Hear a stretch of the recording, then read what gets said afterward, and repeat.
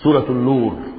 اب یہاں 14 وہ جو صورتیں تھیں جو میں نے عرض کیا جو مکیات ہیں مسلسل، ان میں سے ایک سورہ حج کے بارے میں اور ایک سورہ رعد کے بارے میں بھی بعض لوگوں کا خیال ہے کہ وہ مدنی ہے، لیکن واقعہ یہ ہے کہ جن کو بھی مکی اور مدنی صورتوں کے مزاج سے واقفیت ہو گئی ہے، جس کو پہچانتے ہیں، وہ جانتے ہیں کہ یہ سارا سلسلہ جو ہے مکیات کا ہے اور ان میں کوئی مدنی صورت نہیں ہے۔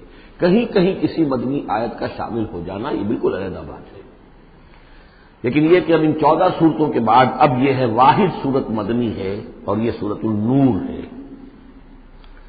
یہ سن 6 کے آس پاس نازل ہوئی ہے، سن 6 ہجری، اور اس میں بہت اہم واقعہ جو آیا ہے وہ حضرت عائشہ صدیقہ رضی اللہ تعالی عنہا پر جو تہمت لگائی تھی منافقین نے، اور اس میں سب سے بڑا رول تو تھا رئیس المنافقین عبداللہ ابن ابی کا، لیکن یہ کہ اور دوسرے منافقین بھی اور ان کے ساتھ ہی کچھ سادہ لوح مسلمان بھی اس فتنے میں کہیں شریک ہو گئے تھے، متاثر ہو گئے تھے، اور یہ کافی یوں سمجھیے کہ خود حضور صلی اللہ علیہ وسلم کے لیے بھی اور حضرت عائشہ صدیقہ کے لیے تو بہت ہی زیادہ تکلیف کا اور کرب کا یہ دور رہا ہے۔ بسم اللہ الرحمن الرحیم، سورۃ انزلناها وفرضناها وانزلنا فیها آیات بینات لعلکم تذکرون۔ یہ ایک سورت ہے، یہ انداز کسی اور سورت کا نہیں ہے، اس انداز میں اس کا آغاز، اور سورۃ نکرہ کو اگر تفخیم کے لیے مانا جائے تو یہ ایک عظیم سورت ہے جو ہم نے نازل کی ہے اور ہم نے اس کو لازم کیا ہے تم پر، فرض کیا ہے تم پر۔ وانزلنا فیہا آیات بینات، اور اس میں ہم نے اتنی بڑی روشن آیات نازل کی ہیں لعلکم تذکرون، تاکہ تم یاد رکھو، تاکہ تم نصیحت اخذ کرو۔ اس سورہ مبارکہ کا جوڑا جو ہے وہ آپ کو 8 مکی صورتوں کے بعد پھر جا کر ملے گا، اور وہ ہے سورہ احزاب۔ ان دونوں میں بڑی گہری مناسبت ہے اور تقریباً حجم بھی برابر ہے، دونوں 9 رکوعوں پر مشتمل ہیں، اگرچہ اس کی آیات جو ہیں یہ چونکہ بعد میں نازل ہوئی ہے تو 9 رکوع 64 آیات میں ہے، وہاں 9 رکوع 73 آیات میں ہے، وہ پہلے نازل ہوئی، وہ سن 5 میں نازل ہوئی، یہ سن 6 میں نازل ہوئی، لیکن دونوں میں آیت نمبر 35 سورہ احزاب کی بھی سورہ نور کی بھی نہایت اہم ہے، ایمان کی حقیقت اور اسلام کی کیفیات کے بارے میں۔ الزانیۃ والزانی فاجلدوا کل واحد منہما 100 جلدہ، زنا کرنے والی عورت ہو خواہ زنا کرنے والا مرد ہو، ہر ایک کو ان میں سے 100 کوڑے مارے جائیں۔ ولا تأخذکم بہما رأفۃ فی دین اللہ، اور تمہیں اللہ کے اس دین کے معاملے میں نہ روک دے کوئی شے ان کے اوپر مہربانی کے راستے سے، نہ تمہیں روک لے، پکڑ لے، لا تأخذکم بہما، ان کے ساتھ نرمی اور ان کے ساتھ شفقت، فی دین اللہ، اللہ کے دین میں، یہ اللہ کا دین ہے، اللہ کی شریعت ہے، یہ اللہ کی حد ہے، اور اس حد کے اجرا میں کسی کی ہمدردی، کسی کے ساتھ تمہارا تعلق، تمہاری دل کی نرمی، تمہاری شفقت یہ کہیں آڑے نہ آ جائے۔ ان کنتم تؤمنون باللہ والیوم الآخر، اگر تم ایمان رکھتے ہو اللہ پر اور یوم آخر پر۔ یہ جو حد ہے یہ ہے اصل میں زانی زانیہ غیر شادی شدہ ہو اس کے لیے 100 کوڑے ہیں، یہ حد ہے جو قرآن میں آئی ہے۔ زانی اور زانیہ اگر شادی شدہ ہے تو اس کی حد قرآن میں نہیں ہے، لیکن وہ سنت رسول صلی اللہ علیہ وسلم سے ثابت ہے، اور شریعت اسلامی کا چونکہ جو اس کی سورسز ہیں، اس کی ایک بنیاد ہے اللہ کی کتاب، اور دوسری بنیاد جو انڈیپینڈنٹلی قرآن مجید سے آزاد ہو کر ایک مستقل بنیاد ہے، مستقل سورس ہے، وہ سنت رسول ہے صلی اللہ علیہ وسلم۔ تو رجم کا جو حکم ہے وہ سنت سے ہے، اور جیسا کہ میں آپ کو بتا چکا ہوں اصل میں یہ اس قاعدہ کلیہ کے تحت ہے کہ سابقہ شریعت میں، شریعت موسوی میں بعض احکام وہ تھے کہ جن کی نفی نہیں آئی ہے، انہیں جو قتل نبی اکرم صلی اللہ علیہ وسلم نے اس امت کے اندر بھی جاری رکھا ہے۔ ان میں سے یہ 2 حکم جو ہے بہت اہم ہے، ایک قتل مرتد کا حکم ہے اور دوسرے زانی اور زانیہ جو شادی شدہ ہو اس کے سنسار کیے جانے کا حکم ہے۔ وَلْيَشْهَدْ عَذَابَهُمَا طَائِفَةٌ مِّنَ الْمُؤْمِنِينَ، اور چاہیے کہ جب انہیں یہ حد جاری کی جا رہی ہو، سزا دی جا رہی ہو، تو اس وقت موجود رہیں اور دیکھیں کچھ لوگ اہل ایمان میں سے، یعنی یہ پبلک میں ہو، اس لیے کہ اصل میں جو فلسفہ ہے اسلام میں جو سزاؤں کا اور تعزیرات کا، حدود کا، وہ ڈیٹرنٹ کا ہے کہ ایسی سزا ہو کہ جس سے بہت سو کو عبرت ہو جائے۔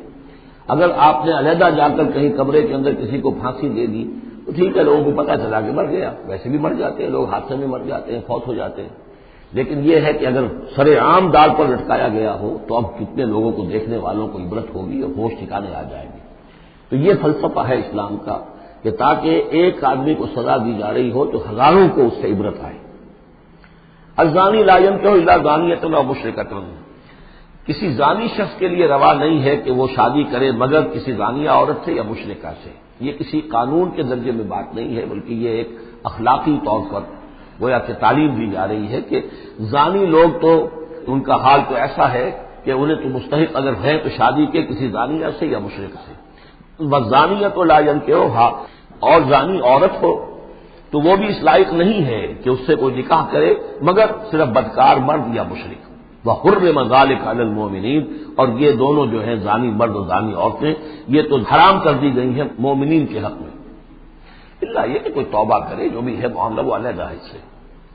والذین یرمون المحصنات ثم لم یاتوا باربعۃ شہداء، اور جو لوگ جو خاندانی عورتیں ہوں، حفاظت میں ہوں کسی خاندان کی اور نکاح کے قید میں ہوں، چاہے نکاح کے قید میں ہوں تو ڈبل احسان ہو گیا کہ خاندانی بھی ہے اور دوسرے یہ کہ نکاح کی قید میں بھی ہے، نکاح کی حفاظت بھی انہیں حاصل ہے۔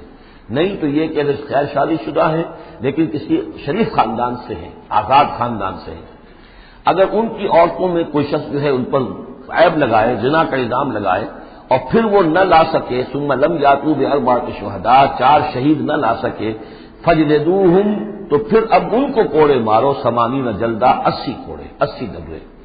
ولا تقبلوا لهم شہادۃ ابدا، اور ان کی شہادت اب کبھی آئندہ قبول نہ کرو۔ واولئک هم الفاسقون، اور یقیناً یہی لوگ فاسق اور نافرمان ہیں۔ یعنی زنا کا الزام اگر لگایا جا رہا ہو تو پھر جو الزام لگانے والا ہے اسے 4 گواہ چشمدید پیش کرنے ہوں گے۔ اگر وہ 4 چشمدید گواہ پیش نہیں کر سکتا تو گویا کہ اب یہ قذف کہلائے گا کہ اس نے ایک الزام لگایا ہے جس پر ثابت نہیں کر سکا، لہذا اس جرم کی سزا 80 کوڑے، کتنے قریب چلا گیا ہے۔ اور اس میں حکمت یہ معلوم ہوتی ہے کہ اگر فرض کیجئے کسی معاشرے میں، مسلمان معاشرے میں کسی لوگوں سے غلطی ہو گئی ہے، اس غلطی کا چرچا نہیں ہونا چاہیے الا یہ کہ اس کے لیے ثبوت موجود ہو کہ اسے کیفر کردار تک پہنچایا جا سکے۔ اگر تو ثبوت اتنا ہے کہ سزا دی جا سکے تو ضرور، لیکن اگر نہ ہو تو خاموش رہو، ورنہ یہ کہ خامخواہ برائی کا چرچا ہو جائے گا جبکہ اس کا سد باب ممکن نہیں ہے، اس کی سزا دینی ممکن نہیں ہے، تو اس میں سکوت جو ہے وہ بہتر ہے۔ الا الذین تابوا، سوائے ان کے کہ جو توبہ کر لیں من بعد ذلک، اس کے بعد واصلحوا، و اصلاح کر لیں، یعنی یہ کہ کبھی کسی زمانے میں ان سے یہ غلطی ہو گئی تھی، انہوں نے کوئی تہمت لگائی تھی زنا کی اور 4 گواہ پیش نہیں کر سکے، طویل عرصے تک جو ہے ان کی گواہی پھر کسی بھی اسلامی عدالت میں قبول نہیں کی گئی، لیکن بعد میں ان کی روش ایسی رہی ہے، رویہ ایسا رہا ہے، انہوں نے اصلاح کر لی ہے، توبہ کر لی ہے، اب وہ قابل اعتماد ہے، تو یہ جو معاملہ ہے اس کو سے ختم ہو جائے گا، ان کی گواہی بعد میں قبول کی جا سکے گی۔ فإن اللہ غفور رحیم، تو اللہ غفور الرحیم ہے۔ والذین یرمون ازواجہم ولم یکن لہم شہداء الا انفسہم، اب ایک خاص معاملہ آ رہا ہے کہ کسی شوہر نے اپنی بیوی کو دیکھا ہو زنا کرتے ہوئے، وہ الزام لگائے کہ میں نے دیکھا ہے اپنی بیوی کو زنا کرتے ہوئے، درحال ہے کہ اس کے پاس 3 اور گواہ نہیں ہیں، لیکن چونکہ یہ معاملہ ہے شوہر اور بیوی کا، اگر کسی اور عورت کا ہوتا تو اس کے اوپر 80 درے لگتے اس کو کہ اس نے الزام لگایا ہے، چاہے چشمدید ہے، چاہے اس نے دیکھا ہے، لیکن 3 گناہ اور نہیں لا سکا، 3 گواہ نہیں لا سکا ہے تو درے لگیں گے 80۔ لیکن معاملہ کیونکہ بیوی کا ہے، اس کے لیے خاص قانون ہے، اس کو لعان کہتے ہیں۔ وہ یہ ہے کہ والذین یرمون ازواجہم، جو الزام لگائیں زنا کا اپنی بیویوں پر، ولم یکن لہم شہداء، اور ان کے پاس گواہ موجود نہ ہو، الا انفسہم، سوائے ان کی اپنی جانوں کے، انہوں نے خود دیکھا ہے، فشہادۃ احدہم 4 شہادات باللہ، تو یہ ایک شخص کی گواہی بھی 4 گواہیاں شمار کی جائیں گی جبکہ وہ قسم کھائے اللہ کی، انہ لمن الصادقین، کہ وہ سچا ہے، حلفیہ بیان کرے۔ والخامسۃ، اور 5ویں بات یہ کہ وہ یہ کہے کہ ان لعنت اللہ علیہ ان کان من الکاذبین، کہ اگر میں جھوٹا ہوں تو مجھ پر اللہ کی لعنت ہو۔ 4 مرتبہ قسم کھا کر گواہی دینا گویا کہ وہ 4 گواہوں کی گواہی کے قائم مقام ہو جائے گا، جبکہ پھر وہ یہ بھی کہے کہ اگر میں جھوٹا ہوں تو اللہ کی لعنت مجھ پر ہو، لعنت اللہ علی الکاذبین ان کان من الکاذبین۔ وَيَدْرَؤُ عَنْهَا الْعَذَابَ، اب عورت کیا کرے گی جس کے اوپر اس کی بیوی جو ہے اس پر جو الزام لگایا گیا ہے، اگر وہ اس پر سے عذاب ٹل جائے گی سزا اور یہ حد عورت سے، ان تشہد 4 شہادات باللہ، کہ وہ بھی قسم 4 مرتبہ کھائے اللہ کی، انہ لمن الکاذبین، کہ یہ میرا شوہر جو مجھ پر الزام لگا رہا ہے جھوٹا ہے. اور والخامسۃ، اور پانچویں بات وہ یہ کہے ان غضب اللہ علیہا ان کان من الصادقین، کہ اگر میرا یہ شوہر اس الزام میں سچا ہے تو مجھ پر اللہ کا غضب آئے. اس انداز میں پھر یہ کہ عورت کے اوپر پھر حد جاری نہیں ہوگی. اور اگر شوہر کے 4 قسمیں کھا کر الزام لگانے اور پھر یہ کہ اللہ تعالیٰ کی لعنت اپنے اوپر طلب کرنے اگر جھوٹا ہو، اس کے بعد اگر بیوی خاموش رہتی ہے، وہ جوابی طور پر قسم نہیں کھاتی 4، اور نہ یہ کہتی ہے کہ اگر یہ سچا ہو تو مجھ پر اللہ کا غضب ہو، تو پھر اس پر حد جاری ہو جائے گی. لیکن اگر وہ بھی قسم کھا لے 4 قسمیں، اور یہ کہ ساتھ ہی یہ بھی کہے کہ اگر یہ سچا ہو اور واقعی اس کا الزام درست ہو مجھ پر، تو مجھ پر اللہ کا غضب نازل ہو جائے، تو پھر یہ کہ عذاب ٹل جائے گا، دنیا کی سزا اسے نہیں ملے گی. وَلَوْلَا فَضْلُ اللَّهِ عَلَيْكُمْ وَرَحْمَتُهُ، اور اگر اللہ کا فضل اور اس کی رحمت تمہارے شامل حال نہ ہوتی، وَأَنَّ اللَّهَ تَوَّابٌ رَحِيمٌ، تو گویا کہ یہاں پہ محذوف ہے کہ اگر اللہ فضل اور اس کی رحمت شامل حال نہ ہوتی تو تم بہت غلط راستے پر پڑ جاتے، تم کوئی بہت بڑا قدم اٹھا دیتے. وہ جو بھی واقعہ اب آگے آ رہا ہے یہ اس کے لیے تمہید ہے. وَأَنَّ اللَّهَ تَوَّابٌ حَكِيمٌ، یقیناً اللہ تعالیٰ بہت توبہ کو قبول فرمانے والا اور حکمت والا ہے. إِنَّ الَّذِينَ جَاءُوا بِالْإِفْكِ عُصْبَةٌ مِّنكُمْ، جن لوگوں نے یہ طوفان اٹھایا ہے، جن لوگوں نے تہمت تراشی ہے حضرت عائشہ صدیقہ رضی اللہ تعالی عنہا پر، یہ تمہارا ہی ایک گروہ ہے، تم ہی میں سے ہے. لا تحسبوه شرا لکم، اسے تم اپنے لیے برا نہ سمجھو، بل هو خیر لکم، بلکہ یہ بھی تمہارے لیے خیر ہے. اس کے ذریعے سے اللہ تعالیٰ تمہارے سامنے اب اس سمن میں ہدایات دے گا، قوانین بتا دے گا، شریعت کے جو احکام ہیں وہ نازل ہو رہے ہیں. اس کے لیے گویا کہ یہ واقعہ جو ہے ایک تقریب بن گیا، ایک ذریعہ بن گیا. واقعہ اچھی طرح نوٹ کر دیجئے کہ غزوہ بنی مستلق میں حضور سن 6 کا ہے، یہ واقعہ ہجری کا تشریف لے گئے تھے. جب وہاں سے واپس آ رہے تھے تو جہاں رات کو ایک جگہ پر قیام تھا، اور حضرت عائشہ صدیقہ جو ہے ایک ہودج میں علیحدہ ہوتی تھی، جیسے جس کو کہ اٹھا کر جو لوگ آتے تھے حمال کو اٹھا کر اسے اونٹ پر رکھ دیتے تھے، اور جہاں پر پڑا ہوا وہ ہودج اونٹ پر سے اتار کر نیچے رکھ دیا. تو رات کو کہیں قضائے حاجت کے لیے نکلی، پیشاب وغیرہ کی حاجت ہوئی، وہ کہیں گئی، وہاں کچھ دیر لگ گئی، اور دیکھا واپس آ کر تو کہیں ہار اپنا گر گیا تھا. اس ہار کو دیکھنے کے لیے واپس نہیں، اتنی دیر میں وہ حمال آئے، اور حضرت عائشہ بہت دبلی پتلی تھی، انہیں اندازہ نہیں ہوا کہ اس ہودج میں اس وقت ام المومنین موجود نہیں ہے. انہوں نے اٹھایا اور وہ کوچ کا وقت ہو گیا تھا، اونٹ کے اوپر رکھا اور قافلہ چل گیا. اب یہ آئیں واپس تو اب دیکھا کہ وہ تو قافلہ جا چکا ہے، ہکا بکا کیا کریں، تنہا ہے، رات کا وقت ہے.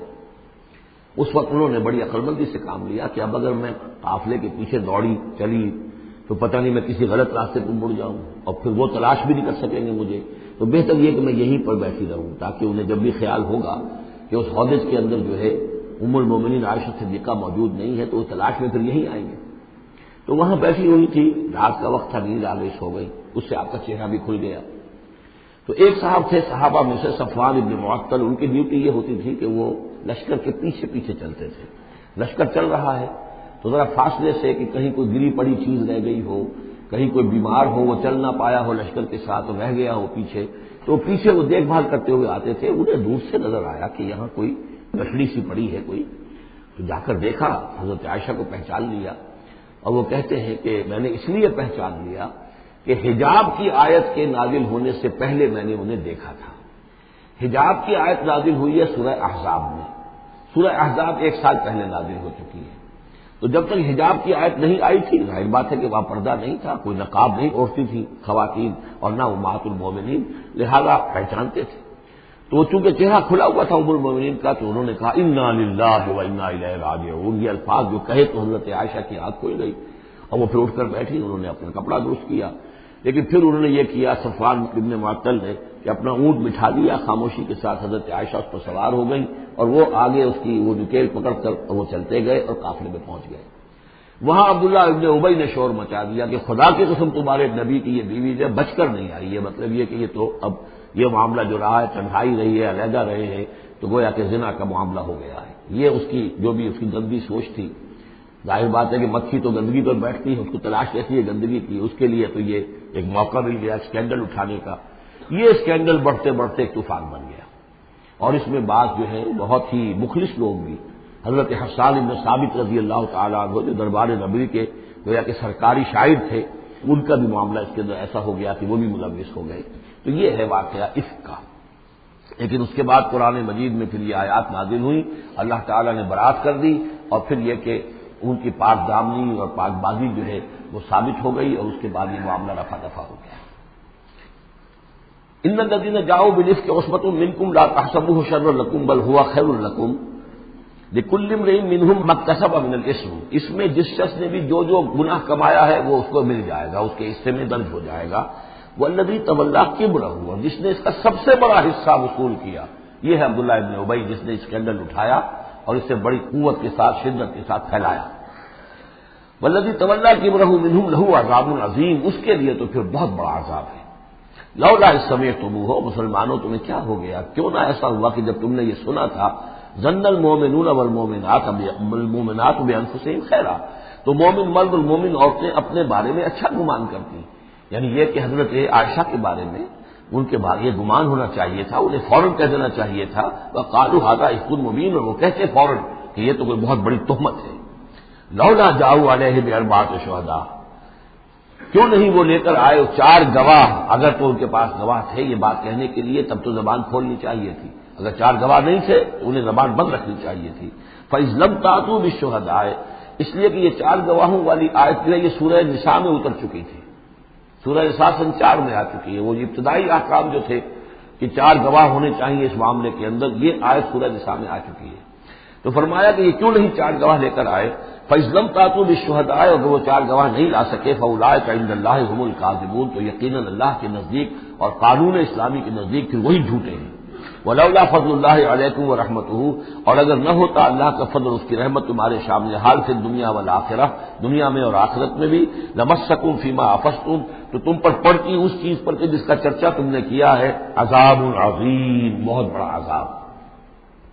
اس طرح قولہ بألسنتکم، یہ اصل میں انسانوں کی ایک عام کمزوری ہوتی ہے، اس طرح کی بات جو ہے بس ادھر سے سنی ادھر بیان کر دی، ادھر سے آگے بیان ہو گئی، جنگل کی آگ کی طرح اس قسم کی خبریں جو ہیں وہ پھیل جاتی ہیں۔ اس طرح قولہ بألسنتکم، جبکہ تم اسے لے رہے تھے اپنی زبانوں سے، یعنی یہ کہ ایک زبان سے دوسری زبان کو، اور زبان سے نکلی اور کوٹھے چڑھی والی جو ایک کہاوت ہمارے ہاں ہے، اس طریقے سے آسانی سے وہ بات پھیلتی چلی گئی۔ وَتَقُولُونَ بِأَفْوَاهِكُمْ، اور تم کہہ رہے تھے اپنے منہوں سے، مَا لَيْسَ لَكُمْ بِهِ عِلْم، جس کے لیے تمہارے پاس کوئی علم نہیں تھا، کوئی دلیل نہیں تھی، کوئی بنیاد نہیں تھی، کوئی گواہی نہیں تھی، کوئی معلومات کی کوئی سورسز نہیں تھی۔ وَتَحْسَبُونَهُ هَيِّنًا، اور تم اسے سمجھ گئے تھے کہ بہت ہلکی بات ہے، معمولی سی بات ہے۔ وَهُوَ عِندَ اللَّهِ عَظِيمٌ، جبکہ یہ اللہ کے نزدیک بہت بڑی بات ہے۔ کسی پر بھی، کسی مسلمان خاتون پر بھی اس طرح کی تہمت لگا دینا بہت بڑی بات ہے۔ خدا یہ کہ بازی بارش بابا ہم بازی کہ ام المومنین عائشہ صدیقہ رضی اللہ تعالی عنہ زوج رسول صلی اللہ علیہ وسلم، اور یہ چیز جو ہے بہت بڑی ہے۔ وَلَوْلَا إِذْ سَمِعْتُمُوهُ قُلْتُم مَّا يَكُونُ لَنَا أَن نَّتَكَلَّمَ بِهَٰذَا، کیوں نہ ایسا ہوا کہ جب تم نے یہ سنا تھا تو تم کہتے کہ ہمارے لیے بالکل جائز نہیں ہے کہ ہم یہ بات زبان سے نکالیں۔ سبحانک، اللہ تو پاک ہے، ھذا بہتان عظیم، یقیناً یہ بہت بڑا بہتان ہے۔ یعظکم اللہ ان تعودوا لمثلہ، اللہ تعالیٰ تمہیں نصیحت کر رہا ہے مبادا تم دوبارہ پھر اس قسم کی کسی معاملے کے اندر اسی طریقے سے اعادہ کرو اور دوبارہ اسی کوئی حرکت کرو، ابداً کبھی بھی، ان کنتم مؤمنین، اگر تم مومن ہو۔ وَيُبَيِّنُ اللَّهُ لَكُمُ الْآيَاتِ، اور اللہ تعالیٰ تمہارے لیے اپنی آیات کو واضح کر رہا ہے، واللہ علیم حکیم، اللہ علیم اور حکیم ہے۔ ان الذین یحبون ان تشیع الفاحشۃ فی الذین آمنوا لہم عذاب علیم، بے شک وہ لوگ جو یہ چاہتے ہیں کہ اہل ایمان میں بے حیائی کا چرچا ہو جائے تو ان لوگوں کے لیے بہت دردناک عذاب ہے۔ ایک تو یہ کہ بے حیائی پھیل جائے، تشیع الفاحشہ شائع ہو جائے، بے حیائی عام ہو جائے، جو لوگ اس کے لیے، اب ظاہر بات ہے کہ آج کل تو کاروبار کے لیے، اپنے اخبار بیچنے کے لیے، اس کی اشاعت بڑھانے کے لیے نئی سے نئی قسم کی رنگین تصویریں شائع کی جا رہی ہیں، یہ سارا کچھ ہو رہا ہے۔ کسی شے کا اشتہار دینا ہو، عورت کی تصویر ساتھ ہوگی، یہ سارا کچھ جو ہو رہا ہے، تو یہ لوگ کون ہے کہ جو اس بے حیائی کو، بے پردگی کو یہ در حقیقت اس معاشرے میں پھیلا رہے ہیں؟ تو وہ لوگ کہ جو چاہتے ہیں کہ معاشرے کے اندر بے حیائی پھیلے، اور ایک اس کا مفہوم یہ بھی ہے کہ اگر کہیں ایسی کوئی غلط حرکت ہوئی ہے اور اس کا چرچا ہو گیا، یہ آج ہمارے اخبارات کے اندر بہت بڑے پیمانے پر ہو رہا ہے، یہ اسکینڈل شائع کر دیتے ہیں۔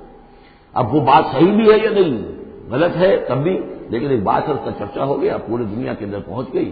اب ظاہر بات ہے کہ بچے بھی پڑھتے ہیں، بچیاں بھی پڑھتی ہیں، ان کے لیے تو گویا کہ یہ ایک ان کی معلومات کا ایک کھاتا کھل گیا کہ ایسا بھی ہوتا ہے، جس طریقے سے آج کل ہو رہا ہے معاملہ، اس کے جس طریقے سے اخبارات میں شائع کیا جا رہا ہے، تو اس کی اس اشاعت کے اندر خرابی کا پہلو زیادہ ہے، مضر پہلو زیادہ ہے۔ اگر ہے بھی ایسا معاملہ، اگر تو سزا کے قابل ہے تو گواہی دو اور سزا دلواؤ، اور ایسی سزا ہو کہ جس سے ایک کو سزا ہو اور ہزاروں کو ہوش آ جائے، اور اگر نہیں ہے تو خاموش ہو۔ اس کے اوپر زبان بولنا بھی جو ہے در حقیقت بہت بڑا جرم ہے۔ ان الذين يحبون ان تشيع الفاحشة في الذين آمنوا لهم عذاب أليم في الدنيا والآخرة، دنیا میں بھی اور آخرت میں بھی۔ واللہ یعلم وانتم لا تعلمون، اللہ جانتا ہے اور تم نہیں جانتے۔ ولولا فضل اللہ علیکم ورحمتہ، اور اگر اللہ کا فضل نہ ہوتا تم پر اور اس کی رحمت نہ ہوتی تو یہ تو طوفان ایسا اٹھا تھا کہ اس کے بڑے دور تک نتائج نکل سکتے تھے، یہ محذوف ہے۔ وان اللہ رؤوف الرحیم، تو اللہ بہت رؤوف ہے اور رحیم ہے۔ یا ایھا الذین آمنوا لا تتبعوا خطوات الشیطان، اہل ایمان شیطان کے نقش قدم کی پیروی نہ کرو۔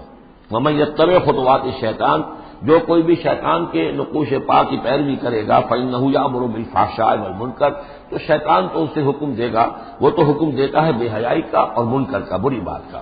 ولولا فضل اللہ علیکم ورحمتہ، اور اگر نہ ہوتا اللہ کا فضل اور اس کی رحمت تمہاری شامل حال، ما زکا منکم من احد ابدا، تم میں سے کوئی ایک انسان بھی کبھی پاک نہ ہو سکتا۔ اللہ تعالیٰ کا فضل ہے، اللہ کی رحمت ہے۔ ایک شخص سے غلطی ہو جاتی ہے، اللہ پردہ پڑا رہنے دیتا ہے تو اس کے اندر اصلاح کا مادہ پیدا ہو جاتا ہے۔ ایک دفعہ آدمی ننگا ہو جائے تو پھر ڈھیٹ ہو جاتا ہے۔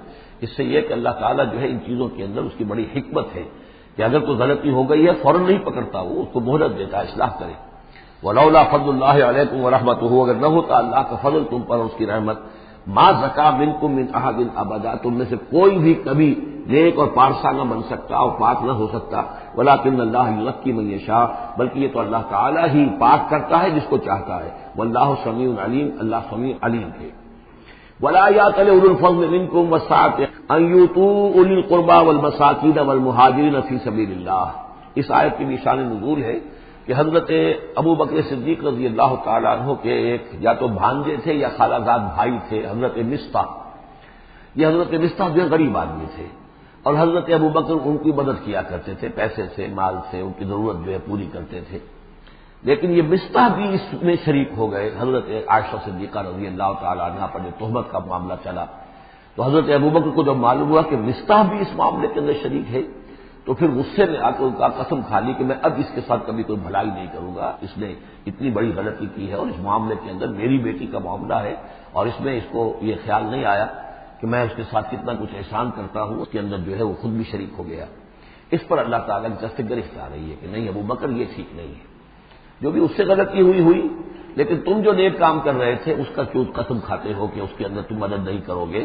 ولا یأتل اولو الفضل منکم، اور نہ قسم کھائیں جو فضل والے ہیں، درجے والے ہیں تم میں سے، جن میں اللہ نے فضیلت دی ہے، نیکی میں بھی، ایمان میں بھی فضیلت دی ہے، دولت میں بھی فضیلت دی ہے، وسعت، اور جنہیں کشادگی دی ہے، مال کی کشادگی دی ہے، ان یؤتوا اولی القربى، کہ وہ کوئی صلہ رحمی کریں اپنے قرابت داروں کے ساتھ، کچھ دیں مال اور صدقہ و خیرات دیں اپنے قرابت داروں کو، والمساکین والمہاجرین، اور محتاجوں کو اور وطن چھوڑنے والے مہاجرین کو، فی سبیل اللہ، اللہ کی راہ میں، تو یہ قسم نہ کھائیں۔ ولیعفوا ولیصفحوا، انہیں چاہیے کہ معاف کر دیں اور درگزر سے کام لیں۔ الا تحبون ان یغفر اللہ لکم، کیا تم یہ نہیں چاہتے کہ اللہ تمہیں معاف کرے؟ یعنی اے ابو بکر اگر تم یہ چاہتے ہو، تم سے بھی تو کوئی خطا آخر ہو جاتی ہے، اللہ معاف فرماتا ہے، کیا تم نہیں چاہتے کہ اللہ تمہاری خطاؤں سے درگزر کرے؟ الا تحبون ان یغفر اللہ لکم، کیا تم نہیں پسند کرتے اس کو کہ اللہ تمہیں معاف کرے؟ اس پر اس آیت کو سنتے ہی حضرت ابو بکر صدیق کے الفاظ یہ نقل کیے گئے، بلا یا ربنا انا نحب، کیوں نہیں پروردگار، ہم ضرور چاہتے ہیں کہ تو ہمیں معاف فرما دے۔ انہوں نے اپنی قسم کا کفارہ دیا اور اس کے بعد جو بھی وہ کرتے تھے ان کے ساتھ بھلائی اور نیکی اس سلسلے کو جاری کر دیا۔ واللہ غفور رحیم، اور اللہ تعالی غفور ہے اور رحیم ہے۔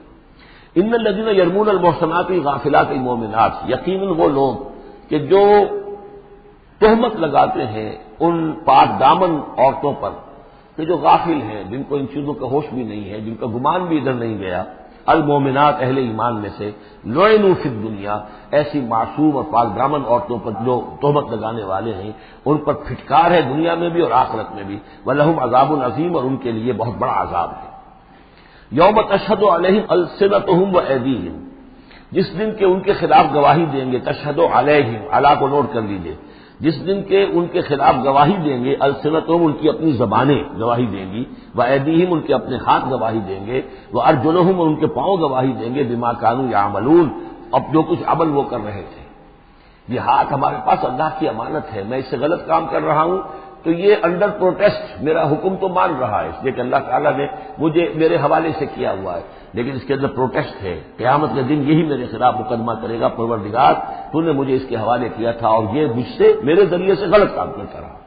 یہ پاؤں جو ہے ہمارے خلاف گواہی دیں گے کہ پروردگار ہم اس کے تابع تھے، اس کے حکم کے مطابق چل رہے تھے، یہ بدبخت ہمیں چوری کرنے کے لیے جاتا تھا تو اس کے لیے استعمال کرتا تھا، یا کوئی اور برا کام کرنے کے لیے ہمیں استعمال کرتا تھا۔ یومئذ یوفیہم اللہ دینہم الحق، اس دن اللہ تعالیٰ ان کا پورا پورا بدلہ ان کو دے دے گا۔ یہ دین کے لفظ کو یہاں نوٹ کیجئے، دین بدلے کو کہتے ہیں، دین مالک یوم الدین، جزا و سزا کے دن کا مالک، بدلے کا دن۔ وَيَعْلَمُونَ أَنَّ اللَّهَ هُوَ الْحَقُّ الْمُبِينُ، اور وہ جان لیں گے کہ اللہ تعالیٰ ہی ہے الحق، سچا اور ہر بات کو کھول کر بیان کر دینے والا۔ الخبیثات للخبیثین والخبیثون للخبیثات، ناپاک عورتیں ناپاک مردوں کے لیے ہیں اور ناپاک مرد ناپاک عورتوں کے لیے ہیں، اور طیبات والطیبات للطیبین والطیبون للطیبات، اور ستھرے اور پاک باز جو خواتین ہیں وہ پاک باز مردوں کے لیے ہیں، اور پاک باز جو مرد ہیں وہ پاک دامن خواتین کے لیے ہیں۔ اولئک مبرؤون مما یقولون، یہ لوگ بری ہیں ان چیزوں سے کہ جو لوگ کہتے ہیں۔ لہم مغفرۃ ورزق کریم، ان کے لیے مغفرت ہے اور رزق کریم ہے۔ یہ دونوں آیات جو ہیں در حقیقت اخلاقی تعلیم کی نوعیت کی ہیں کہ اتنی اخلاقی حص معاشرے کے اندر رہے کہ جو جس کے ساتھ کوئی بدنامی کا معاملہ ہو جائے پھر وہ خود محسوس کرے کہ میں آئسولیٹ ہو کر رہ گیا ہوں یا رہ گئی ہوں اس معاشرے کے اندر، یہ معاشرے کے اندر یہ عام روش پیدا ہو جائے۔ جیسے کہ پہلے آیا تھا وہ اس کے اندر بھی یہی بات تھی کہ زانی نکاح نہ کرے مگر کسی زانیہ سے یا کسی مشرکہ سے، وہ اس لائق نہیں ہے کہ اس کے نکاح میں کوئی مسلمان خاتون آئے پاک دامن اور عفت والی، اس طرح زانیہ جو ہے اس سے کوئی نکاح نہ کرے سوائے مشرک کے، یہ قانونی چیزیں نہیں ہیں جیسا کہ میں نے عرض کیا، یہ اخلاقی، تاکہ ایک نفرت پیدا ہو زنا سے، بدکاری سے۔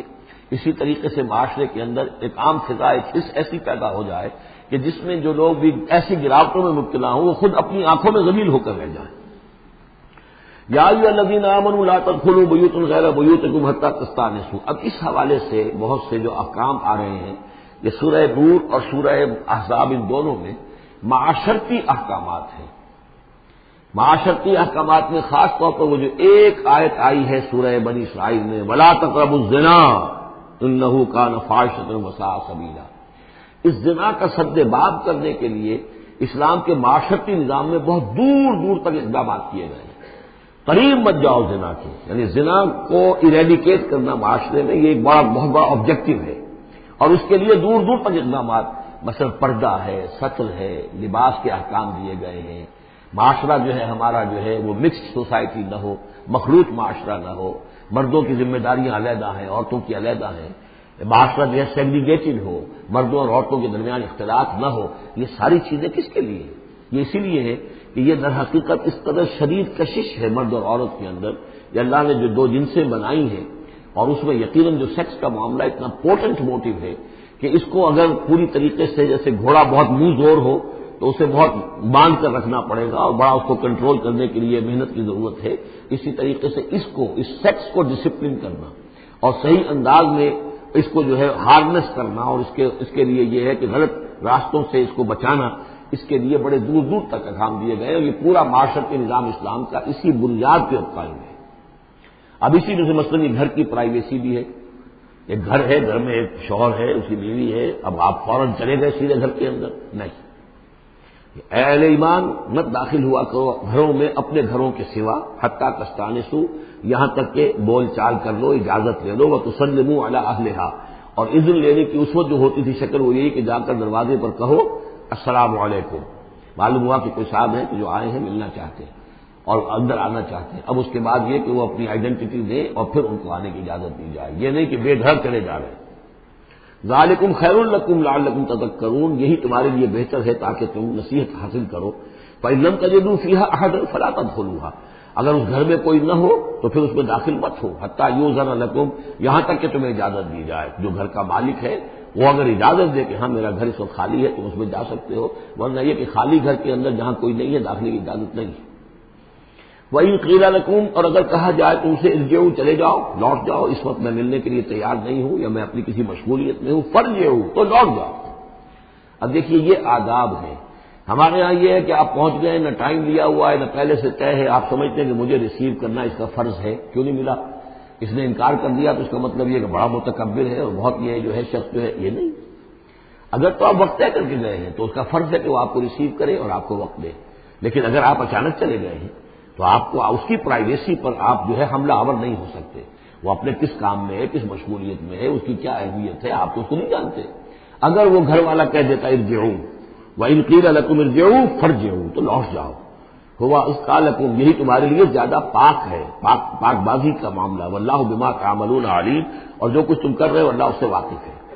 لیس علیکم جناح ان تدخلوا بیوتا غیر مسکونۃ، اس میں کوئی حرج نہیں ہے کہ تم داخل ہو جایا کرو ایسے گھروں میں کہ جن میں سکونت نہیں ہے، جس میں کوئی لوگ رہتے نہیں ہیں، ریزیڈینشل نہیں ہے۔ اب گوڈاؤنز ہیں، اب ایسا تو نہیں کہ گوڈاؤنز میں آپ نہیں جا سکتے، سامان پڑا ہوا گودام ہے، آپ جا سکتے۔ فیہا متاع لکم، اس میں تمہارا سامان ہے، تو یہ وہی گودام والی بات ہو گئی۔ واللہ یعلم ما تبدون وما تکتمون، اور اللہ جانتا ہے جو تم ظاہر کرتے ہو، جو کچھ تم چھپاتے ہو۔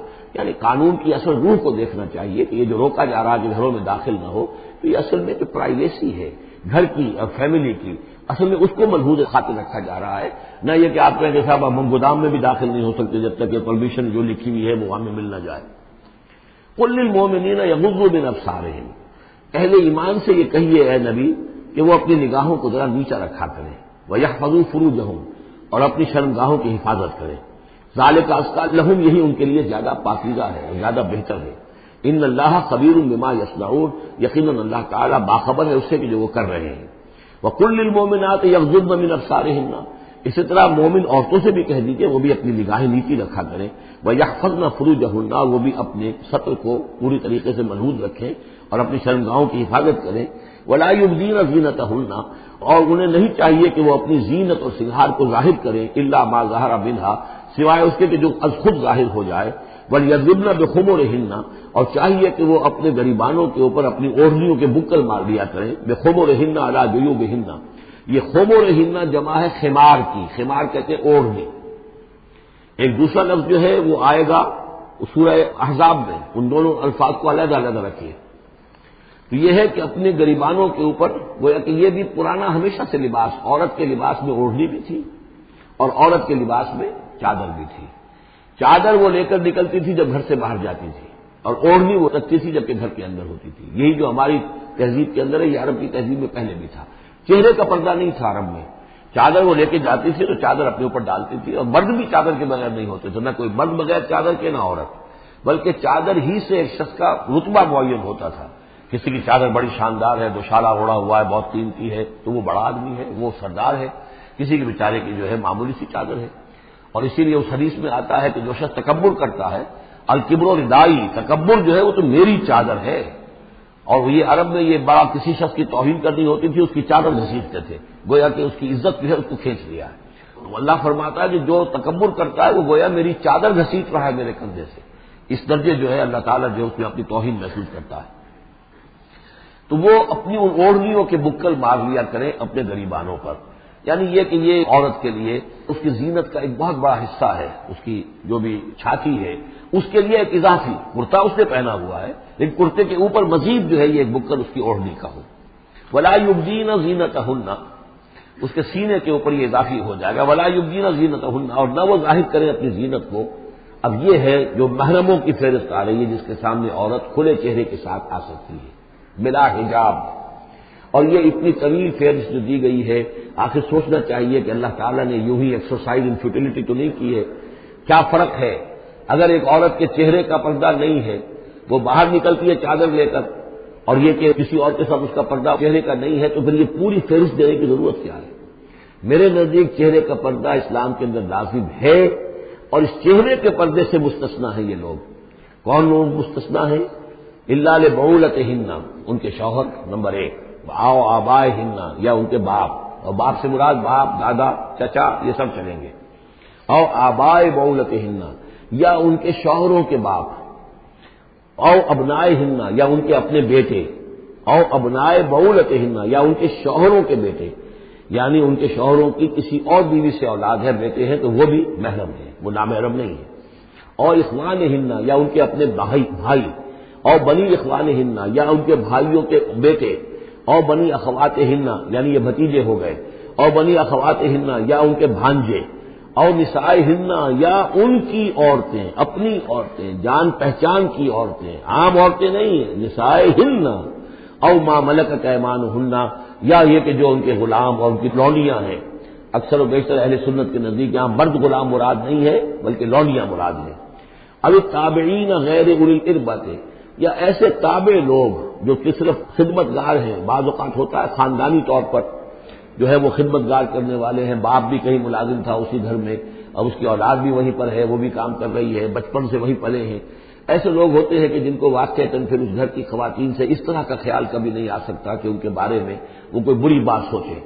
ابھی تابعین غیر اولی الاربۃ، یا وہ تابع کہ جو کہ کوئی غرض نہیں رکھتے اس قسم کے معاملات سے، من الرجال مردوں میں سے، اب الطفل الذین لم یظہروا علی عورات النساء، یا وہ لڑکے کہ جو ابھی عورتوں کے جو مخفی معاملات ہیں ان سے واقف ہی نہیں، ابھی وہ جنسی جو بھی باتیں ہیں ان سے واقف نہیں ہیں۔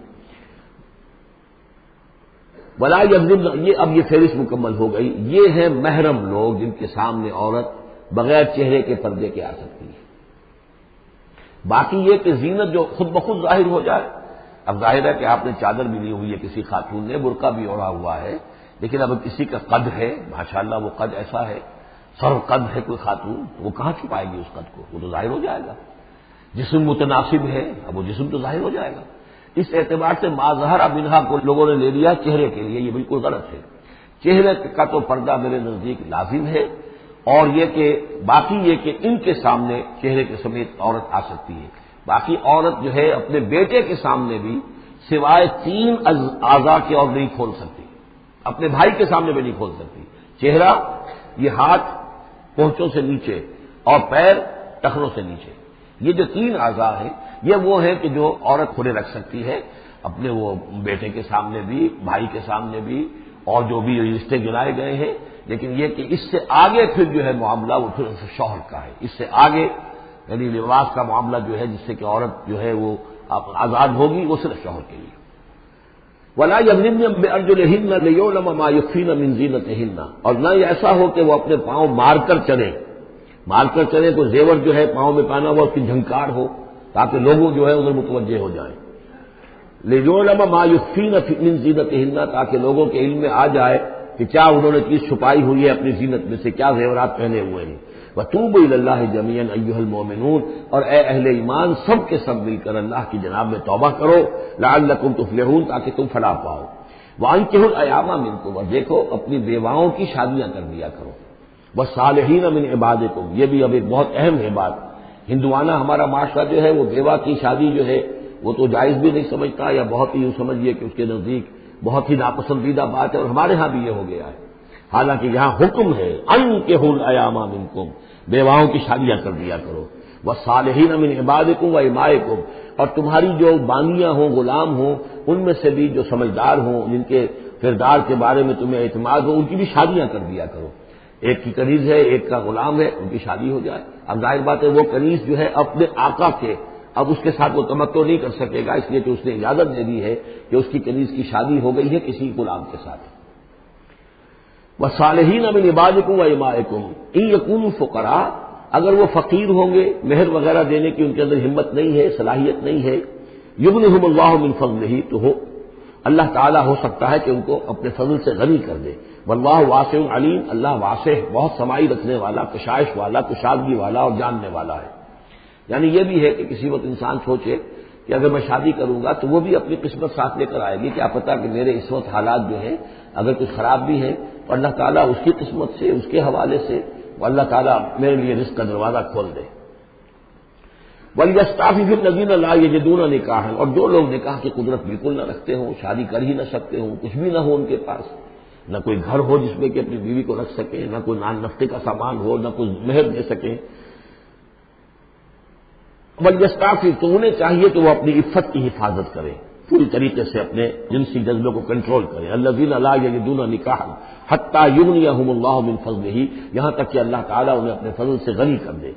والذین یبتغون الکتاب مما ملکت ایمانکم فکاتبوہم، اور تمہارے غلاموں میں سے جو تمہارے ساتھ چاہیں مکاتبت کرنا. یہ مکاتبت کا قاعدہ یہ سارے غلام یہ طے کرتا تھا کہ جناب میں آپ کو اتنے لاکھ درہم دے دوں گا، اتنی مدت کے اندر اندر آپ مجھے آزاد کر دیجئے.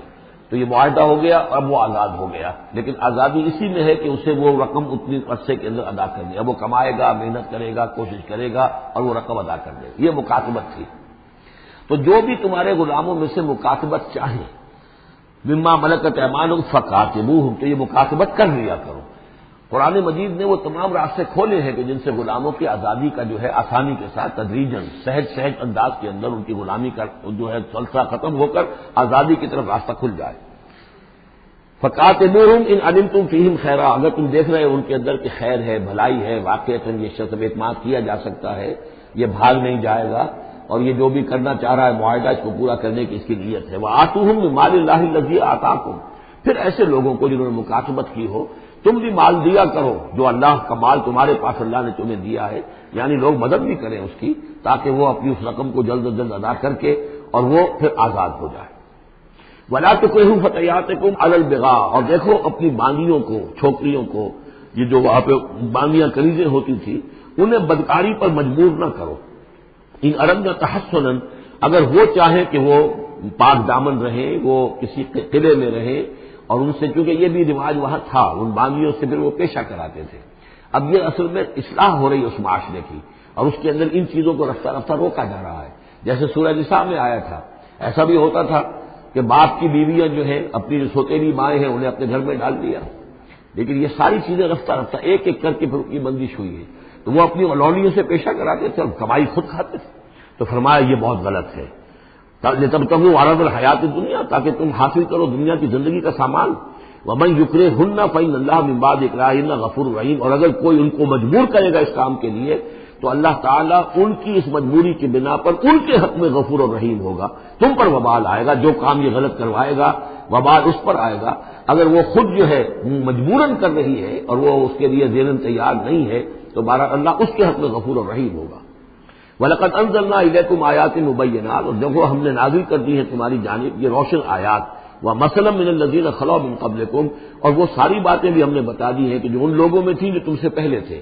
یہ ساری گندگیاں، معاشرتی خرابیاں جو ہیں یہ پہلوں کے اندر بھی تھی، ہم نے ان سب کی نشاندہی کر دی ہے. وہ موعظۃ للمتقین، اور اہل تقویٰ کے لیے ہم نے نصیحت یہ نازل فرما دی ہے. قد جاءتکم موعظۃ من ربکم وشفاء لما فی الصدور.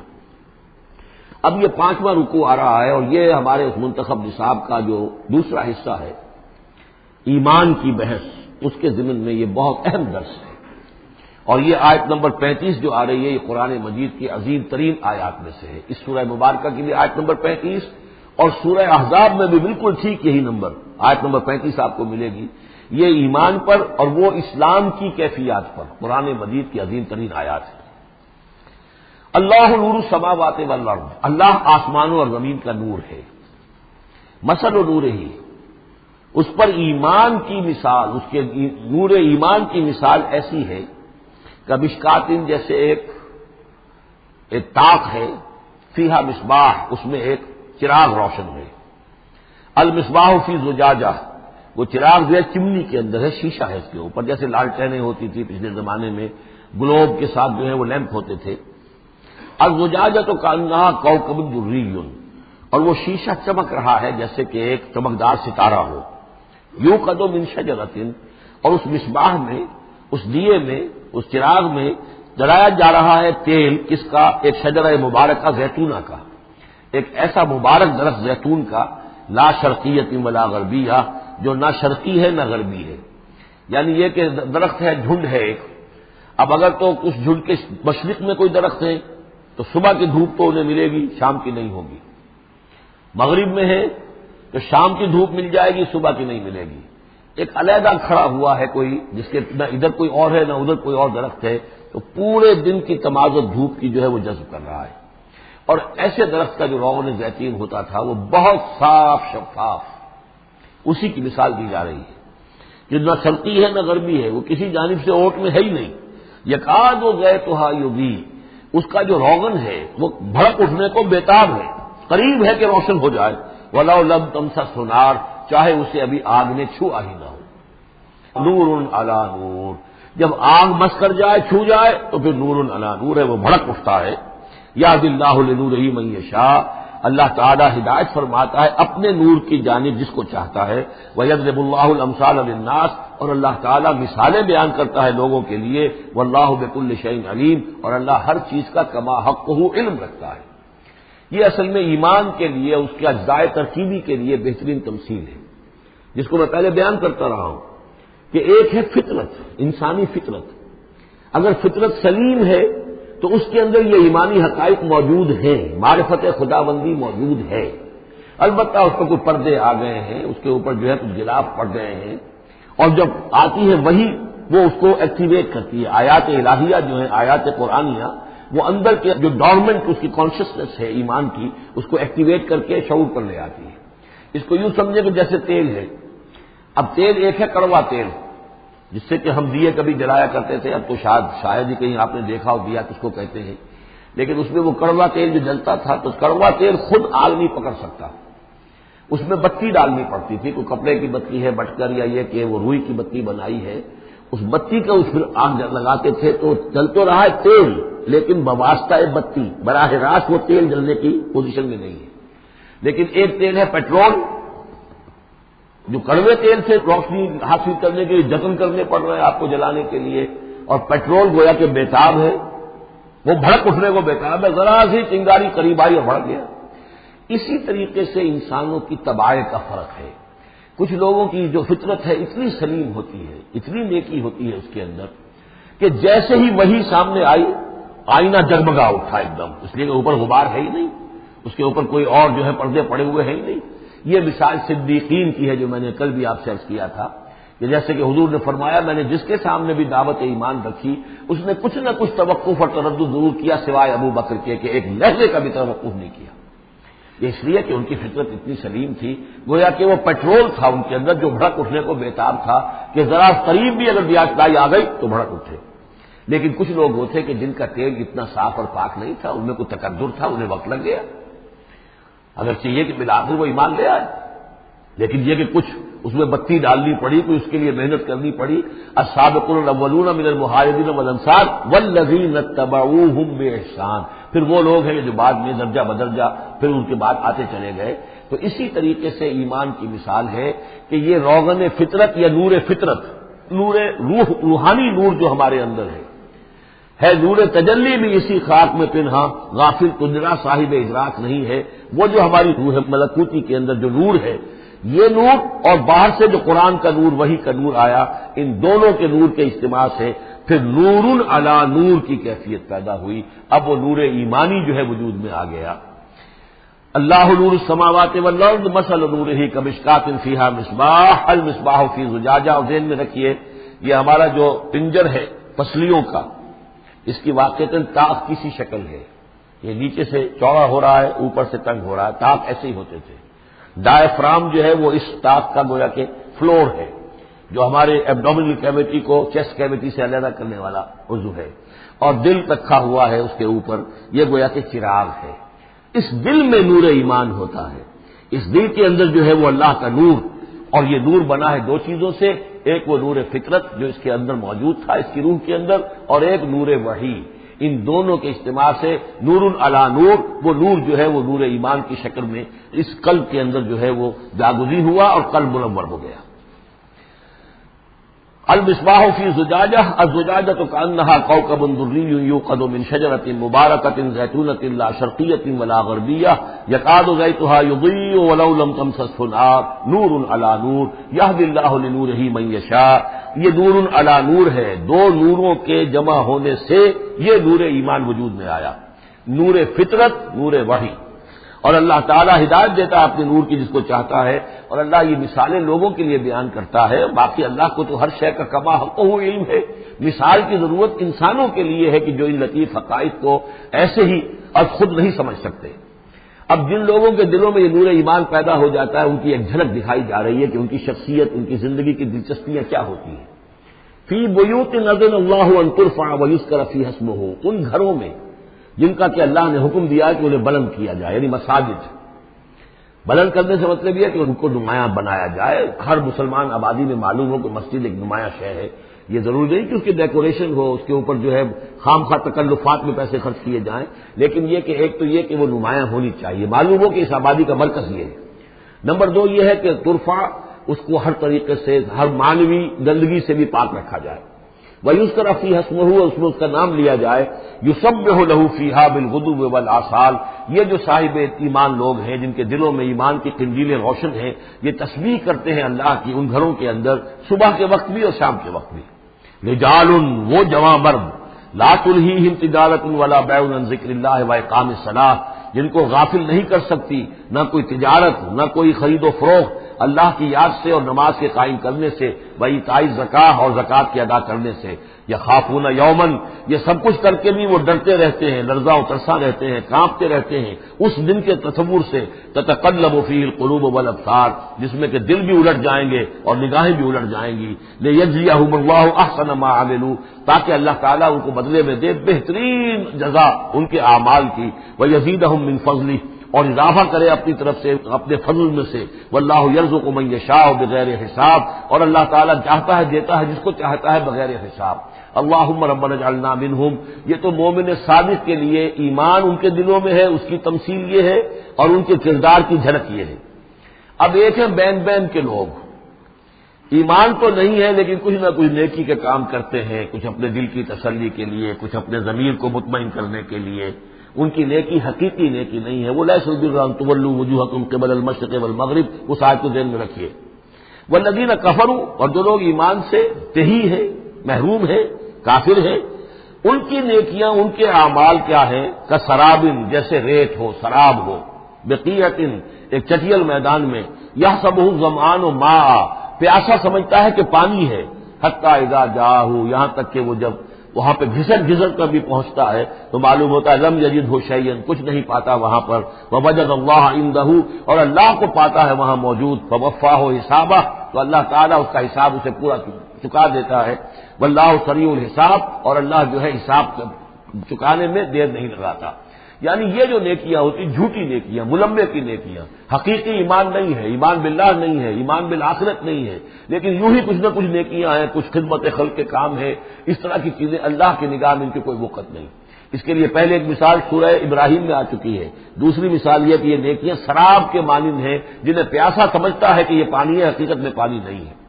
اب تیسرا جو کردار ہے وہ یہ ہے کہ جن کے دلوں میں، جن کی زندگیوں میں یہ جھوٹ موٹ کی نیکی بھی نہیں ہے، نفس پرستی اور دنیا پرستی، اور ان کے اندر ہر طرح کی گندگی جو ہے وہ آ چکی ہے. ان کی مثال کیا ہے؟ او کا ظلمات فی بحر اللجی، یا جیسے کہ اندھیرے ہوں ایک بڑے گہرے سمندر میں. یغشاہ موج، اس کے اوپر ایک موج چڑھی ہوئی ہو. من فوقہ موج، اس کے اوپر ایک اور موج ہو. من فوقہ سحاب، اور اوپر جو ہے بادل بھی ہوں. یعنی اندھیری رات ہے، کوئی روشنی نہیں، اوپر بادل ہے، نہ چاند اور ستاروں کی کوئی روشنی نہیں آ رہی. اور اس کے ساتھ ہی یہ ہے کہ موج کے اوپر موج چڑھی ہوئی ہے. ظلمات بعضها فوق بعض، یہ اندھیروں پر اندھیرے ہیں. اذا اخرج یدہ لم یکد یراہا، جب وہ اپنا ہاتھ نکالتا ہے تو اس کو بھی نہیں دیکھ سکتا، جسے ہم کہتے ہیں اپنے محاورے میں ہاتھ کو ہاتھ سجائی نہیں دیتا. وَأَلَّمْ يَجْعَلِ اللَّهُ لَهُ نُورًا، اور جس کو اللہ تعالیٰ ہی نے کوئی نور عطا نہ کیا ہو، فما لہ من نور، تو اس کے لیے پھر کہیں کوئی نور نہیں ہے. یہ وہ لوگ ہیں کہ جن کی زندگیاں کسی ملمے کی نیکی سے بھی خالی ہیں، اندھیارے ہی اندھیارے ہیں. ظلمات بعضها فوق بعض. الم تر ان اللہ یسبح له من فی السماوات والارض والطیر صافات کل قد علم صلاته وتسبیحه واللہ علیم بما یفعلون. صدق اللہ العظیم. رب اشرح لي صدری ویسر لي امری واحلل عقدۃ من لسانی یفقهوا قولی. سورہ نور کا 5واں رکوع جو ہم پڑھ چکے ہیں، اس کے بارے میں یہ بات نوٹ کر لیجئے کہ جس طرح سورہ بقرہ کے پہلے 2 رکوعوں میں 3 قسم کے انسانوں کی تفصیل بیان ہوئی، وہاں وہ بنیادی طور پر ایک دعوت اور تحریک کے رد عمل میں جو لوگ مختلف شکلیں صورت اختیار کرتے ہیں، جو رد عمل مختلف شکلیں اختیار کرتا ہے، اس کے اعتبار سے ایک وہ جو مومنین صادقین ہیں، وہ ہر 6 بعد جب اس دعوت کو قبول کرتے ہیں تو اس کیفیت کے ساتھ کہ اب جو ہو سو ہو. ایک وہ لوگ ہیں کہ جو کسی ضد کی وجہ سے، تعصب کی وجہ سے، ہردرمی کی وجہ سے، کسی تکبر کی وجہ سے، حسد کی وجہ سے اس کے انکار پر کمر کس لیتے ہیں، اور وہ لوگ جو ہے کسی صورت بھی ماننے والے نہیں ہوتے۔ ایک بین کچھ مانتے ہیں کچھ نہیں مانتے، کچھ چلتے ہیں پھر چھٹک کر کھڑے رہ جاتے ہیں، آسانی ہو تو کوئی دو چار قدم چل لیے، کوئی مشکل وقت آیا تو پھر اوندے منہ گر گئے۔ اسی کی ایک تمثیل سورہ حج میں آ چکی ہے، وَمِنَ النَّاسِ مَن يَعْبُدُ اللَّهَ عَلَىٰ حَرْفٍ فَإِنْ أَصَابَهُ خَيْرٌ اطْمَأَنَّ بِهِ وَإِنْ أَصَابَتْهُ فِتْنَةٌ انقلب عَلَىٰ وَجْهِهِ خَسِرَ الدُّنْيَا وَالْآخِرَةَ۔ اسی طرح یہاں اس رکوع میں بھی تین قسم کے انسانوں کا تذکرہ ہے، لیکن یہ مختلف اعتبار سے ہے۔ ایک وہ لوگ ہیں کہ جن کے دلوں میں حقیقی ایمان پیدا ہوا، ان کی فطرتیں بھی نیک تھیں، صالح تھیں، سلیم تھیں، اور پھر وہ وہی آسمانی سے بھی صحیح طور پر مستفیض ہوئے، ان کا باطن جگمگا اٹھا اور ان کے دلوں میں نیکی حقیقی معنی میں پیدا ہو گئی، اور اس کے لیے جو ایک نقشہ ہے ان کے سیرت و کردار کا وہ بھی کھینچ دیا گیا۔ ایک وہ لوگ ہیں کہ جن کے اندر سرے سے دنیا پرستی اور دنیا ہی کی شہوات اور خواہشات اور لذات، اس کے سوا کسی شے کا کوئی گزر ہی نہیں، وہ بالکل اس کے برعکس ہے۔ پہلے نور علی نور اور دوسرے ظلمات بعضها فوق بعض۔ کوئی جھوٹ موٹ کی نیکی بھی نہیں، کوئی ملمے کی نیکی بھی نہیں، ان کا مال ہے تو صرف اپنی ہی عیاشیوں کے لیے ہی، اپنے ہی جو بھی ان کے تعیش ہے اسی میں خرچ ہو رہا ہے۔ لہذا یہ وہ لوگ ہیں کہ وہ ایمان سے بھی محروم اور کسی جھوٹ موٹ کی نیکی سے بھی ان کے ہاں کسی نور کا سرے سے گزر ہی نہیں، ظلمات بعضها فوق بعض۔ اور اس کے لیے تمثیل دی گئی ہے کہ گہرے سمندر کے اندر جو اندھیرا ہوتا ہے، ایبسولوٹ ڈارکنس، کہ رات بھی ہے، اوپر بادل بھی ہے، اور جو ہے موج پر موج چڑھی ہوئی ہے، ایبسولوٹ ڈارکنس۔ ایک فرینچ امیر البحر تھا جو اسی آیت کو پڑھ کر ایمان لے آیا تھا، اس کی ساری عمر گزری تھی سمندروں کے اندر، اور وہ جانتا تھا کس قسم کی ڈارکنس ہوتی ہے وہاں۔ اس نے کہا کہ پتہ کیا کہ کیا محمد نے صلی اللہ علیہ وسلم کبھی بحری سفر کیے تھے؟ جب اسے معلوم ہوا کہ انہوں نے کبھی بحری سفر کیا ہی نہیں، تو اس نے کہا کہ پھر یہ ثابت ہو گیا کہ یہ اللہ کا کلام ہے، ورنہ یہ تشبیہ جو ہے کوئی شخص اس کو وہ تو دے سکتا ہے کہ جس نے بحری سمندر کیے ہوں اور جس سے اندازہ ہو، اور وہ سمندر کے اندر کبھی اس نے غوطے بھی لگائے ہوں، اور وہ ایبسولوٹ ڈارکنس کا کانسیپٹ۔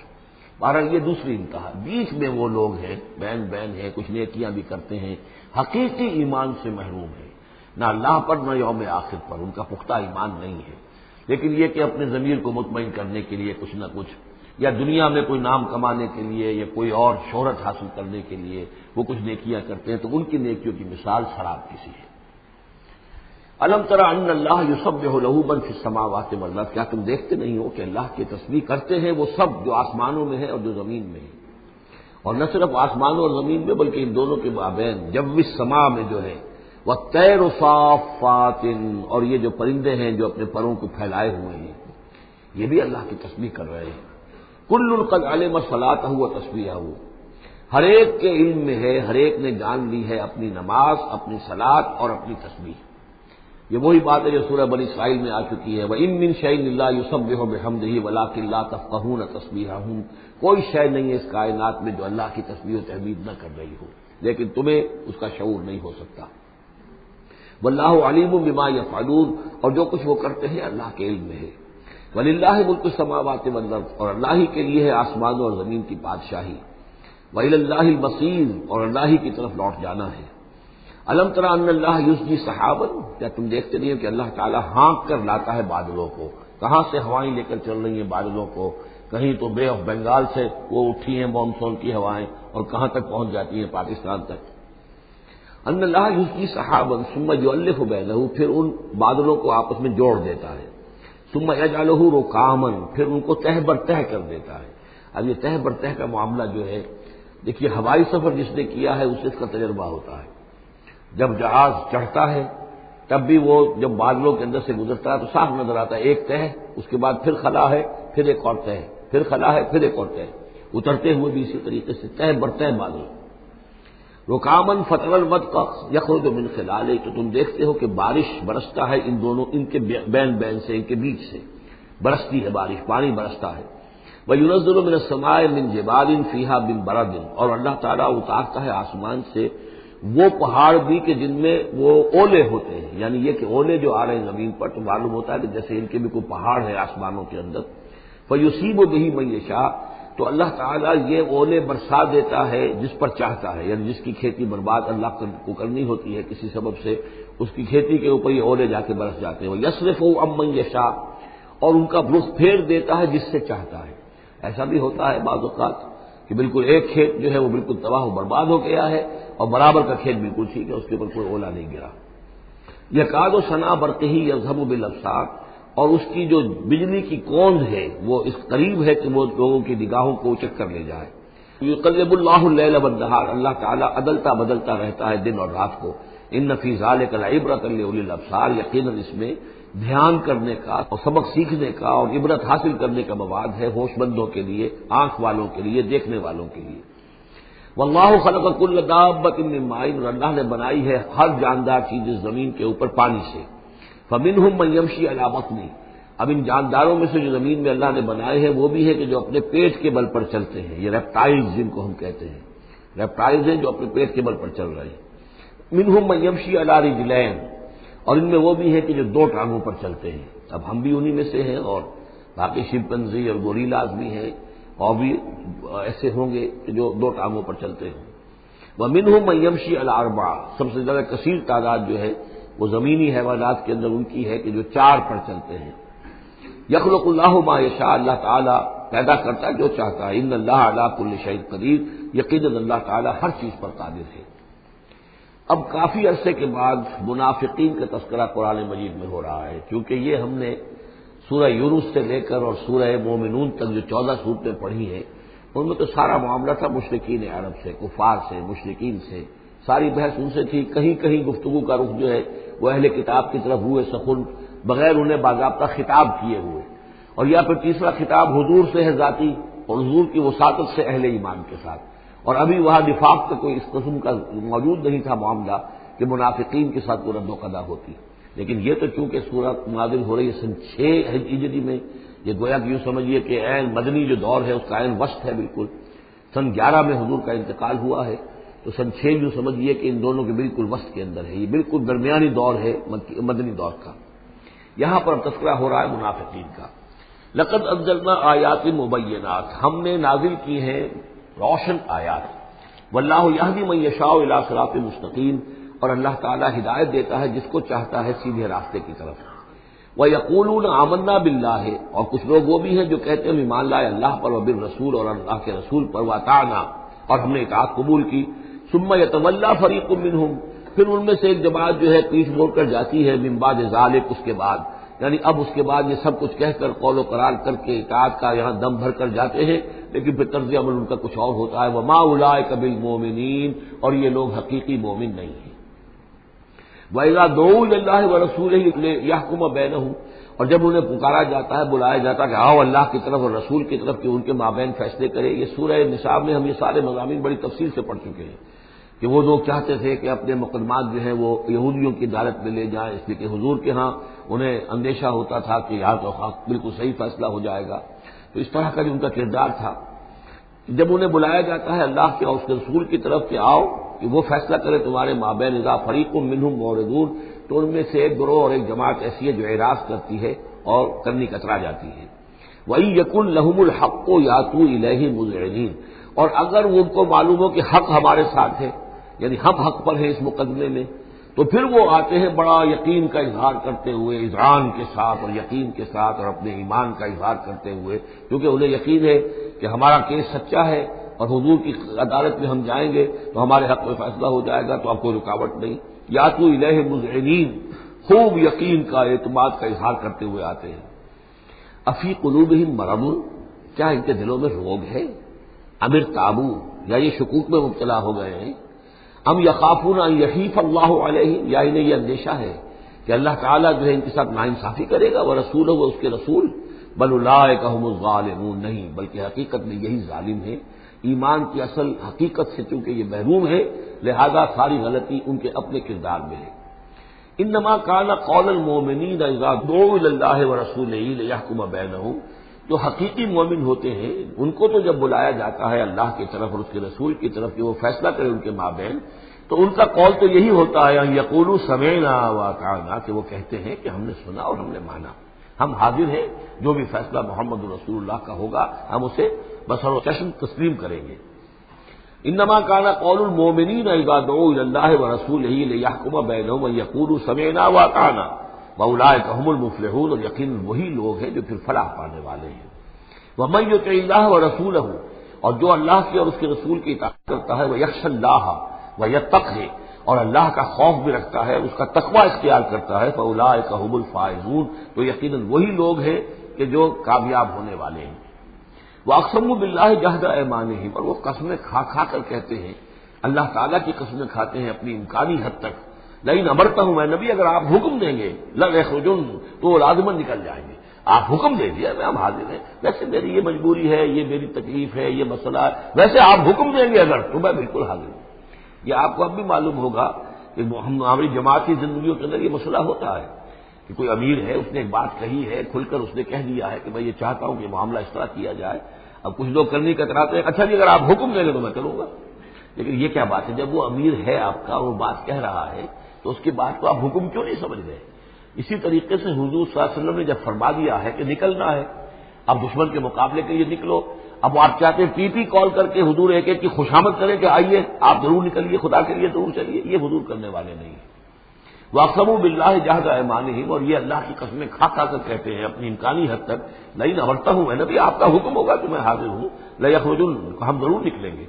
قُل لَا تُقْسِمُوا، اے نبی ان سے کہیے تم قسمیں مت کھاؤ، طاعۃ معروفہ، معروف طریقے پر اطاعت اختیار کرو۔ تم نے اعلان کیا ہے کہ تم مجھ پر ایمان لائے ہو، تم نے اعلان کیا ہے کہ تم مجھے اللہ کا رسول سمجھتے ہو، اب جو میں کہہ رہا ہوں اسے قبول کرو، اختیار کرو۔ یہ کیا ہے کہ میں کسی کو ایک ایک کو علیحدہ علیحدہ حکم دوں؟ ان اللہ خبیر بما تعملون، یقیناً جو کچھ تم کر رہے ہو اللہ اسے باخبر ہے۔ قل اطیعوا اللہ واطیعوا الرسول، اے نبی کہہ دیجئے۔ اب دیکھیے نوٹ کر لیجئے، سورہ نساء میں نے تفصیل سے آپ کو بیان کیا تھا کہ منافقین پر تین ہی چیزیں بھاری تھیں۔ نمبر ایک، حضور کی شخصی اطاعت کرنا۔ نمبر دو، جہاد اور قتال کے لیے نکلنا۔ نمبر تین، ہجرت۔ تین ایشوز کے اوپر بڑی تفصیل سے وہاں گفتگو ہو چکی ہے۔ یہاں اطاعت رسول کو جو ہے، جو پہلا مضمون تھا سورہ نساء میں، اسی کو زیادہ موقت کیا جا رہا ہے۔ قل اطیعوا اللہ واطیعوا الرسول، کہیے ان سے اطاعت کرو، اللہ کی اطاعت کرو، اس کے رسول کی صلی اللہ علیہ وسلم۔ فإن تولوا، پھر اگر یہ پیٹھ موڑ لے، اگر تم منہ پھیرو گے، اگر منہ موڑ لو گے، فإنما علیہ ما حمل، تو سن لو ہمارے نبی پر ذمہ داری ہے اس کام کی جو ہم نے ان پر ڈالا ہے۔ وعلیکم ما حملتم، اور تم سے باز پرس ہوگی اس کی جو تمہارے اوپر ڈالا گیا ہے۔ یعنی نبی نے جو ذمہ داری تھی، اللہ کا دین تم تک پہنچایا، اللہ کے احکام پہنچا دیے، ان کا کام جو ہے اس پر ختم ہو گیا۔ اب اطاعت کرنا، اس کی تعمیل کرنا، اس کے حکم پر چلنا، اللہ کے دین کے لیے تن من دھن لگانا، اور یہ سارا کام تمہیں کرنا ہے۔ تو جو ان کی ذمہ داری ہے وہ ادا کریں گے، اور اللہ کے ہاں ان کے بارے میں سوال کر لیا جائے گا، اور جو تمہاری ذمہ داری ہے ظاہر بات ہے کہ اس کے جواب بھی تمہیں کرنی ہے۔ اس میں یہ بھی ہوتا ہے بسا اوقات کہ کسی شخص کو یہ گمان ہو جائے، ظاہر بات ہے میں نے آپ کو سنایا تھا کہ ایک شخص نے کہہ دیا تھا حضور سے، اے دل یا محمد، اے محمد عدل سے کام لیجیے صلی اللہ علیہ وسلم۔ بڑی گستاخی کے ساتھ اس نے کہا، گویا کہ الزام لگایا کہ آپ یہ جو صدقات کی جو تقسیم کر رہے ہیں یا مال غنیمت تقسیم کر رہے ہیں، اس میں آپ عدل سے کام نہیں لے رہے۔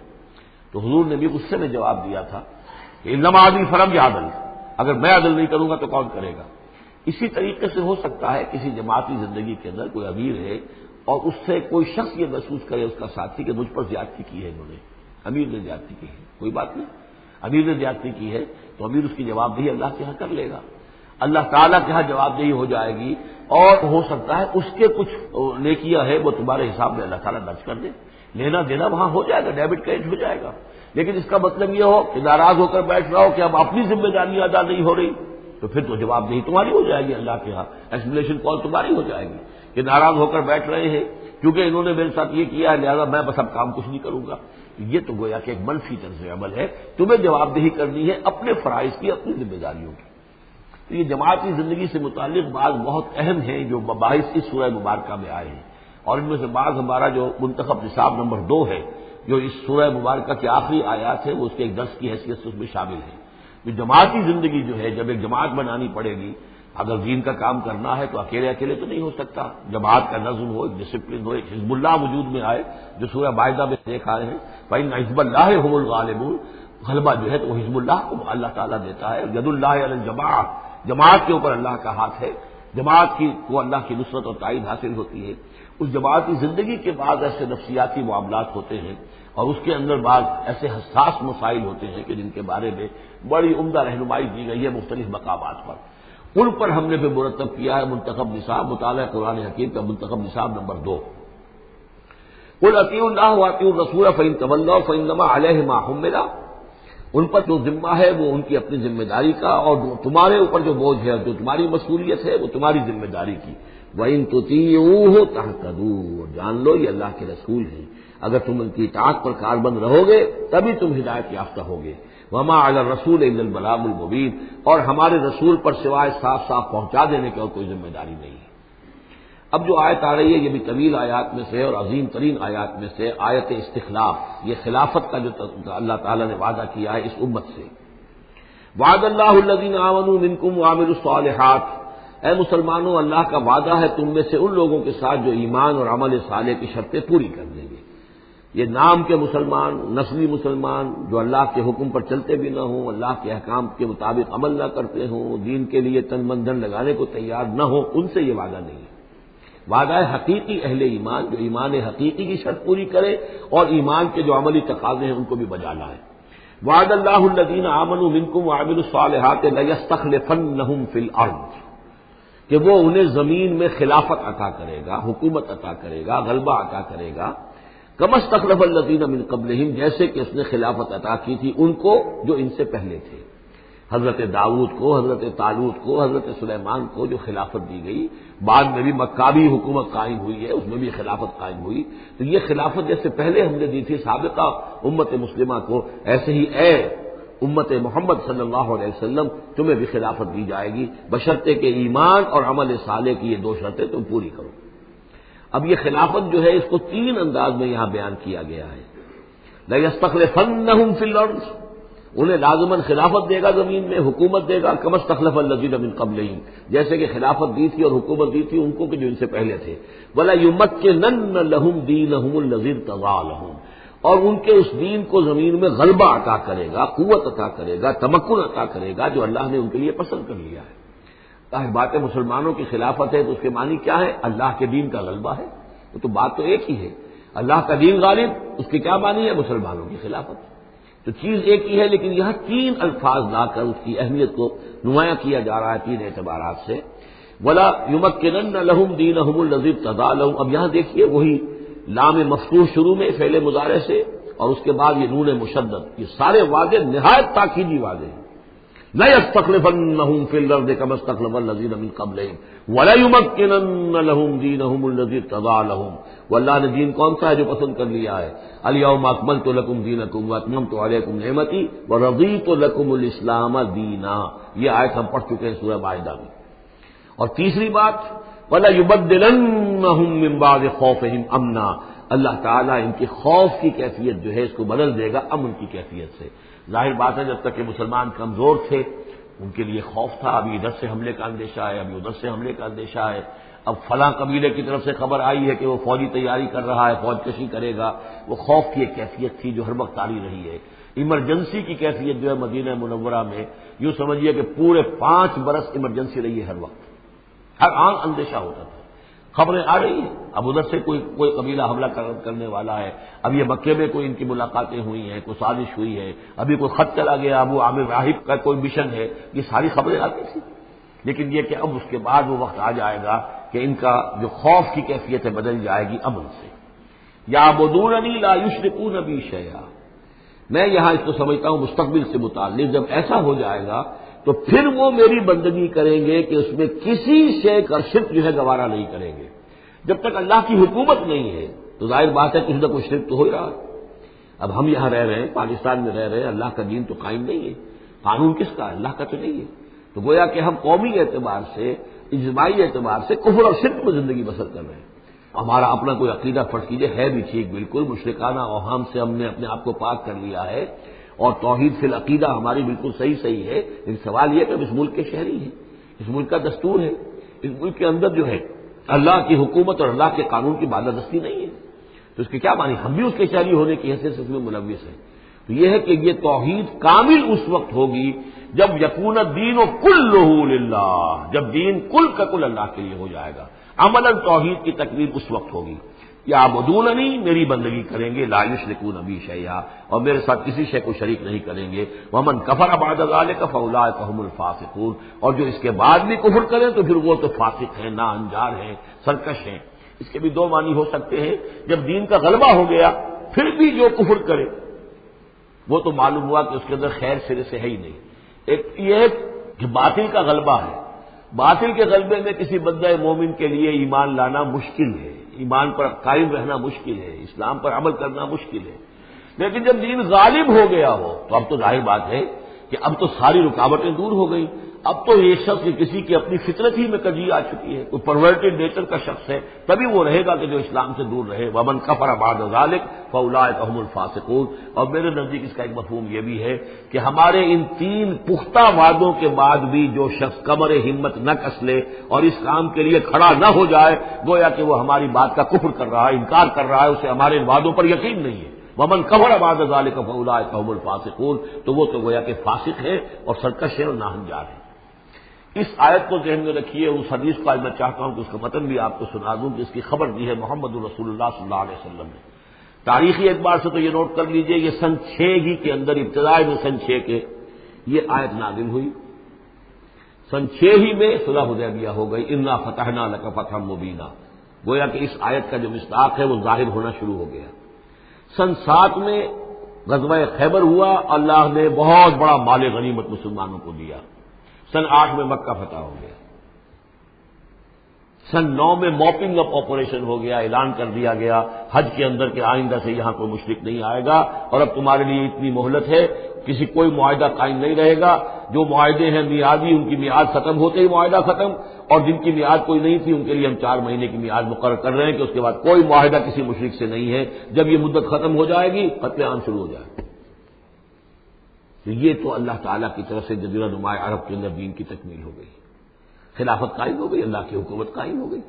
جیسے حضرت داؤد خلیفہ تھے، یہاں حضرت محمد خلیفہ ہے صلی اللہ علیہ وسلم، اس لیے کہ حاکم اب کون ہے؟ حضرت محمد صلی اللہ علیہ وسلم۔ اپنی زندگی میں تو حاکمیت جو بھی ہے آپ کے پاس ہے۔ اس کے بعد خلافت راشدہ میں پھر یہ خلافت کہاں سے کہاں پہنچی وہ آپ کو معلوم ہے، لیکن پھر ریورسل شروع ہو گیا۔ لیکن وہ حدیث میں آپ کو سنا رہا ہوں، حضرت نعمان بن بشیر سے مروی ہے رضی اللہ تعالی عنہ، اور مسند احمد بن حنبل میں یہ روایت ہے کہ حضور نے یہ فرمایا صلی اللہ علیہ وسلم، تکون النبوۃ فیکم ما شاء اللہ ان تکون، مسلمانوں تمہارے مابین نبوت موجود رہے گی جب تک اللہ چاہے گا کہ رہے، یعنی میں موجود رہوں گا بنفس نفیس تمہارے مابین جب تک اللہ چاہے گا۔ ثم یرفع اللہ اذا شاء یرفعها، پھر اللہ تعالیٰ اس کو اٹھا لے گا جب چاہے گا، نبوت کو اٹھا لے گا، یعنی میرا انتقال ہو جائے گا، تو ایک دور جو ہے وہ ختم ہو جائے گا۔ فرمایا ثم تکون خلافتا علی منہاج النبوہ، پھر خلافت ہوگی نبوت کے نقش قدم پر، نبوت ہی کے طریقے پر، ٹھیک وہی نظام جو محمد عربی صلی اللہ علیہ وسلم نے قائم کیا تھا، بعین ہی ایک بال کے فرق کے بغیر وہ نظام جو کا تو قائم رہے گا، خلافت علی منہاج النبوہ۔ فتکون ما شاء اللہ وان تکون، یہ بھی رہے گا جب تک اللہ چاہے گا یہ دور۔ ثم یرفع اللہ اذا شاء یرفع، پھر اس دور کو بھی اللہ اٹھا لے گا جب اللہ چاہے گا۔ ثم تکون ملکن عاضا، پھر ملوکیت کا دور آئے گا، اور وہ کاٹ کھانے والی ملوکیت ہوگی، کاٹ کھانے والی ملوکیت، ظالم ملوکیت، اور یہ بھی رہے گا جب تک اللہ چاہے گا، پھر اللہ اس کو بھی اٹھا لے گا۔ پھر چوتھا دور آئے گا ثم تکون ملکن جبریا، پھر غلامی کی ملوکیت ہوگی، یعنی یہ دور جو ہمارا گزرا ہے کولونیل دور، پہلے یہ کہ ملوک تھے، بادشاہ تھے، چاہے وہ بنو عباس میں تھے یا بنو امیہ میں سے تھے یا یہ کہ ترک تھے، مسلمان تو تھے، کلمہ گو تو تھے، ان میں کوئی کوئی نہ اچھا بھی ہوتا تھا، بہت اچھے لوگ بھی تھے، برے لوگ بھی تھے، لیکن مسلمان تو تھے، کلمہ گو تو تھے۔ لیکن چوتھا دور آیا کہ کہیں ہم انگریزوں کے غلام ہو گئے، کہیں ہم ولندیزیوں کے غلام ہو گئے، کہیں ہم فرانسیسیوں کے غلام ہو گئے، کولونیل پاورز۔ تو ہماری تو ملکہ معظمہ جو ہے ملکہ وکٹوریہ تھی، 1857 سے تو ہم ان کی رعایا بن گئے تھے، اس سے پہلے تو جو بھی تھی بہرحال ایسٹ انڈیا کمپنی جو تھی، لیکن یہ کہ بعد میں تو ہم براہ راست تاج برطانیہ کے غلام تھے۔ یہ چوتھا دور ہے جو تقریباً یوں سمجھیے کہ ابھی نصف میں پہنچا ہے، اس اعتبار سے کہ اگرچہ براہ راست وہ جو حکومتوں کا جو بساط بچھی ہوئی تھی وہ لپیٹ دی گئی ہے، لیکن ابھی مالیاتی اعتبار سے ریموٹ کنٹرول سے وہی قوتیں ہیں کہ جو آج بھی کنٹرول کر رہی ہیں ہمیں. یہ ریموٹ کنٹرول ہے. ابھی یہ چوتھا دور ختم نہیں ہوا ہے. پہلے یہ براہ راست آکوپیشن اور اپنی حکومتیں اپنی فوجیں لا کر. اب یہ ہے کہ اس کے بغیر بائی پراکسی، چاہے ہمارے ہی آدمی بیٹھے ہوئے ہیں، لیکن اصل میں سارا جو ہے یہ مالیاتی جو ہے استعمار ہے، ایک نیا عالمی استعمار ہے. لیکن یہ استعمار جو ہے اس طرح کا کولونیل رول نہیں ہے کہ انگریز موجود ہے، ان کی فوج موجود ہے، یا فرانسیسی فوج موجود ہے، یا اطالوی فوج موجود ہے، بلکہ یہ تو IMF اور ورلڈ بینک کا نظام ہے اس کے تحت، اور ملٹی نیشنل کمپنیوں کی. لیکن جو خوشخبری کی بات ہے وہ یہ ہے کہ حضور نے فرمایا بالآخر یہ چوتھا دور بھی ختم ہو جائے گا. اور خوشخبری یہ ہے کہ ثم تکون خلافۃ علی منہاج النبوہ، پھر دور آئے گا خلافت علی منہاج النبوہ کا. ثم سکت رسول اللہ صلی اللہ، اس کے بعد حضور خاموش رہے، اس لیے کہ اس کے بعد تو دنیا کے خاتمے کا معاملہ ہے. وہ خاتمے کے بارے میں عرض کر چکا ہوں، ایک طویل عرصے تک تو پوری دنیا میں وہ خلافت علی منہاج النبوہ رہے گی گلوبل، اس لیے کہ حضور نے یہ بتا دیا ہے کہ اب جب یہ خلافت علی منہاج النبوت کا نظام آئے گا تو کل روئے ارضی پر ہوگا. مسلم شریف میں روایت ہے، یہ حضرت ثوبان حضور کے ایک آزاد شدہ غلام تھے، جیسے کہ حضرت زید بن حارثہ بھی حضور کے غلام تھے، آپ نے آزاد کر دیا تھا. اسی طرح حضرت ثوبان بھی ہے مولا، ان ثوبان مولا رسول اللہ صلی اللہ علیہ وسلم. اس میں روایت کیا ہے، حضور نے فرمایا ان اللہ زوالی الارض، اللہ نے میرے لیے ساری زمین کو لپیٹ دیا یا سکیڑ دیا. فرائے تو مشارقہا و مغاربہا، تو میں نے سارے مشرق دیکھ لیے زمین کے، سارے مغرب دیکھ لیے. وَإِنَّ أُمَّتِي سَيَبْلُغُ مُلْكُهَا مَا زُوِيَ لِي مِنْهَا، اور میری امت کی حکومت ان تمام علاقوں پر قائم ہو کر رہے گی جو اس طرح زمین کو سکیڑ کر یا لپیٹ کر مجھے دکھا دیے گئے. اور یہ روایت صحیح مسلم کی ہے. اسی طرح کی ایک اور حدیث ہے حضرت مقداد بن الاسود سے رضی اللہ تعالی عنہ کہ اس روئے ارضی پر کوئی گھر اور کوئی خیمہ نہیں بچے گا، یعنی سیٹل جو علاقے ہیں جہاں گھر ہیں، شہر ہیں، گھر بنے ہوئے ہیں، مکان بنے ہوئے ہیں، یا نومیڈک ٹرائبز جہاں بھی ہیں کہ وہ اپنے خیمے لے کے ادھر سے ادھر جاتے رہتے ہیں، نہ کوئی گھر بچے گا نہ خیمہ جس میں اللہ کا دین داخل نہ ہو جائے. بعز عزیز اور ذل ذلیل، یا تو یہ کہ گھر اور خیمے والا اسلام قبول کرے گا، اسلام اس کے گھر میں داخل ہوگا، اس کا بھی اعزاز ہوگا. اور یا وہ گھر والا اسلام قبول نہیں کرے گا لیکن اسلام کی بالادستی جو ہے تسلیم کرنی پڑے گی. یؤتوا الجزیۃ عن ید وہم صاغرون، یہ جو ہم پڑھ رہے ہیں سورہ توبہ کے اندر، تو گویا کہ اس کے گھر میں بھی اسلام تو آ گیا لیکن وہ بدبخت جو ہے اسلام کی نعمت سے اور اس کے اعزاز سے محروم رہا. یہ ہے وہ خبر کہ جو ہے صحیح احادیث ہیں. اور یہ منطقی طور پر بھی سمجھ لیجئے کہ قرآن مجید میں یہ بات واضح کر دی گئی کہ حضور کو بھیجا گیا غلبہ دین کے لیے، 3 دفعہ فرمایا. سورہ توبہ میں ہم پڑھ چکے ہیں، 2 مرتبہ آگے اور آنا ہے. هو الذی ارسل رسولہ بالہدی ودین الحق لیظہرہ علی الدین کلہ، اور 5 مرتبہ فرمایا کہ حضور کو بھیجا گیا پوری نوع انسانی کے لیے. اس کی سب سے نمایاں اور سب سے جو لوگوں کے اندر عام طور پر معروف آیت ہے وہ یہ ہے وما ارسلناک الا کافۃ للناس بشیرا ونذیرا. ویسے ہم پڑھ رہے ہیں سورہ انبیاء میں وما ارسلناک الا رحمۃ للعالمین، اس کا بھی مفہوم یہی ہے، تمام جہان والوں کے لیے ہم نے بھیجا ہے آپ کو رحمت بنا کر. اور ہم نے نہیں بھیجا ہے محمد آپ کو مگر پوری دنیا کے لیے، پوری نوع انسانی کے لیے بشیر اور نذیر بنا کر. ان دونوں کو جوڑیں تو اس کا منطقی نتیجہ بھی یہ ہے کہ حضور کی بعثت کا مقصد مکمل ہوگا ہی اس وقت جبکہ کل عالم انسانیت پر دین حق غالب ہو جائے، اور یہ ہو کر رہنا ہے. ومن کفر بعد ذلک فاولئک هم الفاسقون واقیموا الصلاۃ وآتوا الزکاۃ، اور نماز قائم کرو اور زکوٰۃ ادا کرو. واطیعوا الرسول لعلکم ترحمون، رسول کی اطاعت کرو تاکہ تم پر رحم کیا جائے. چونکہ روح سخن منافقین کی طرف ہے، اور میں نے آپ کو بتایا تھا ان پر جو شاخ گزر رہی تھی وہ در حقیقت رسول کی اطاعت تھی. بار بار کہتے تھے یہ اپنے جی سے بات کہہ دیتے ہیں، آیت تو ابھی اتری نہیں، ابھی کوئی آیت تو آئی نہیں، قرآن میں تو ابھی یہ حکم آیا نہیں. یہ معاملہ جو ہے ان کو شاخ گزر رہا تھا حضور کی اطاعت. واقیموا الصلاۃ وآتوا الزکاۃ، اور نماز قائم کرو اور زکوٰۃ ادا کرو. واطیعوا الرسول لعلکم ترحمون، اور اللہ رسول کی اطاعت کرو تاکہ تم پر رحم کیا جائے. لا تحسبن الذین کفروا معجزین فی الارض، یہ کافر یہ نہ سمجھیں کہ وہ اللہ کو تھکا دیں گے یا ہرا دیں گے اس زمین میں. ومأواہم النار، ان کا ٹھکانہ آگ ہے. ولبئس المصیر، اور بہت برا ٹھکانہ ہے. یا ایھا الذین آمنوا لیستأذنکم الذین ملکت ایمانکم، اب وہی جو سماجی احکام کچھ دیے گئے تھے کہ اذن لیے بغیر تم داخل نہ ہو گھر میں، اور اس طرح کے آداب جو ہیں معاشرتی ان کے ضمن میں مزید احکام آ رہے ہیں. یہ سورہ مبارکہ کی ترتیب یہ ہے، یوں سمجھیے کہ جیسے کوئی انگوٹھی ہو اور بڑا سا ہیرا جو ہے لگا ہوا، دونوں طرف جو ہے وہ اس کا پتلے سائڈ سے یہ ہار ہے، اور اس کے نیچے جو ہے درمیان میں کوئی بڑا ہیرا ہے، دوسری طرف ہوتی ہے. اس کے بالکل وسط میں 5واں رکوع ہے، یہ اللہ نور السماوات والارض مثل نورہ کمشکات فیہا مصباح، اور آیت نمبر 35 وہ عظیم کوہ نور ہیرے کے مانند ہے۔ پھر دونوں طرف جو ہے یہ مضامین ہیں، کچھ ادھر ہیں سماجی احکام، کچھ ادھر ہیں سماجی احکام، اور اس طریقے سے یہ بہت خوبصورت ہار کی شکل بن گئی۔ لِیَسْتَأْذِنَكُمُ الَّذِينَ مَلَكَتْ أَيْمَانُكُمْ، چاہیے کہ جو تمہارے غلام ہیں اور باندیاں ہیں وہ بھی اجازت لے کے اندر داخل ہوا کریں۔ وَالَّذِينَ لَمْ يَبْلُغُوا الْحُلُمَ، اور وہ لوگ بھی کہ جو ابھی وہ بالغ نہیں ہوئے ہیں وہ بچے بھی، مِنْكُمْ ثَلَاثَ مَرَّاتٍ، 3 اوقات دن رات کے ایسے ہیں کہ جن میں خاص طور پر جو پرائیویسی کا اہتمام ہونا چاہیے، اور اس میں یہ کہ کوئی بھی اجازت لیے بغیر بچے بھی نہ جائیں۔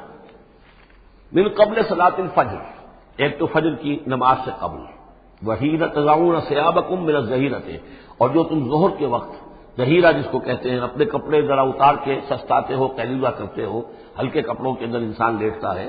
ومن بعد صلاۃ العشاء، اور نماز عشاء کے بعد۔ ثلاث عورات لکم، یہ 3 اوقات تمہارے پردے کے اوقات ہیں، یہ تمہاری خاص پرائیویسی کے اوقات ہیں۔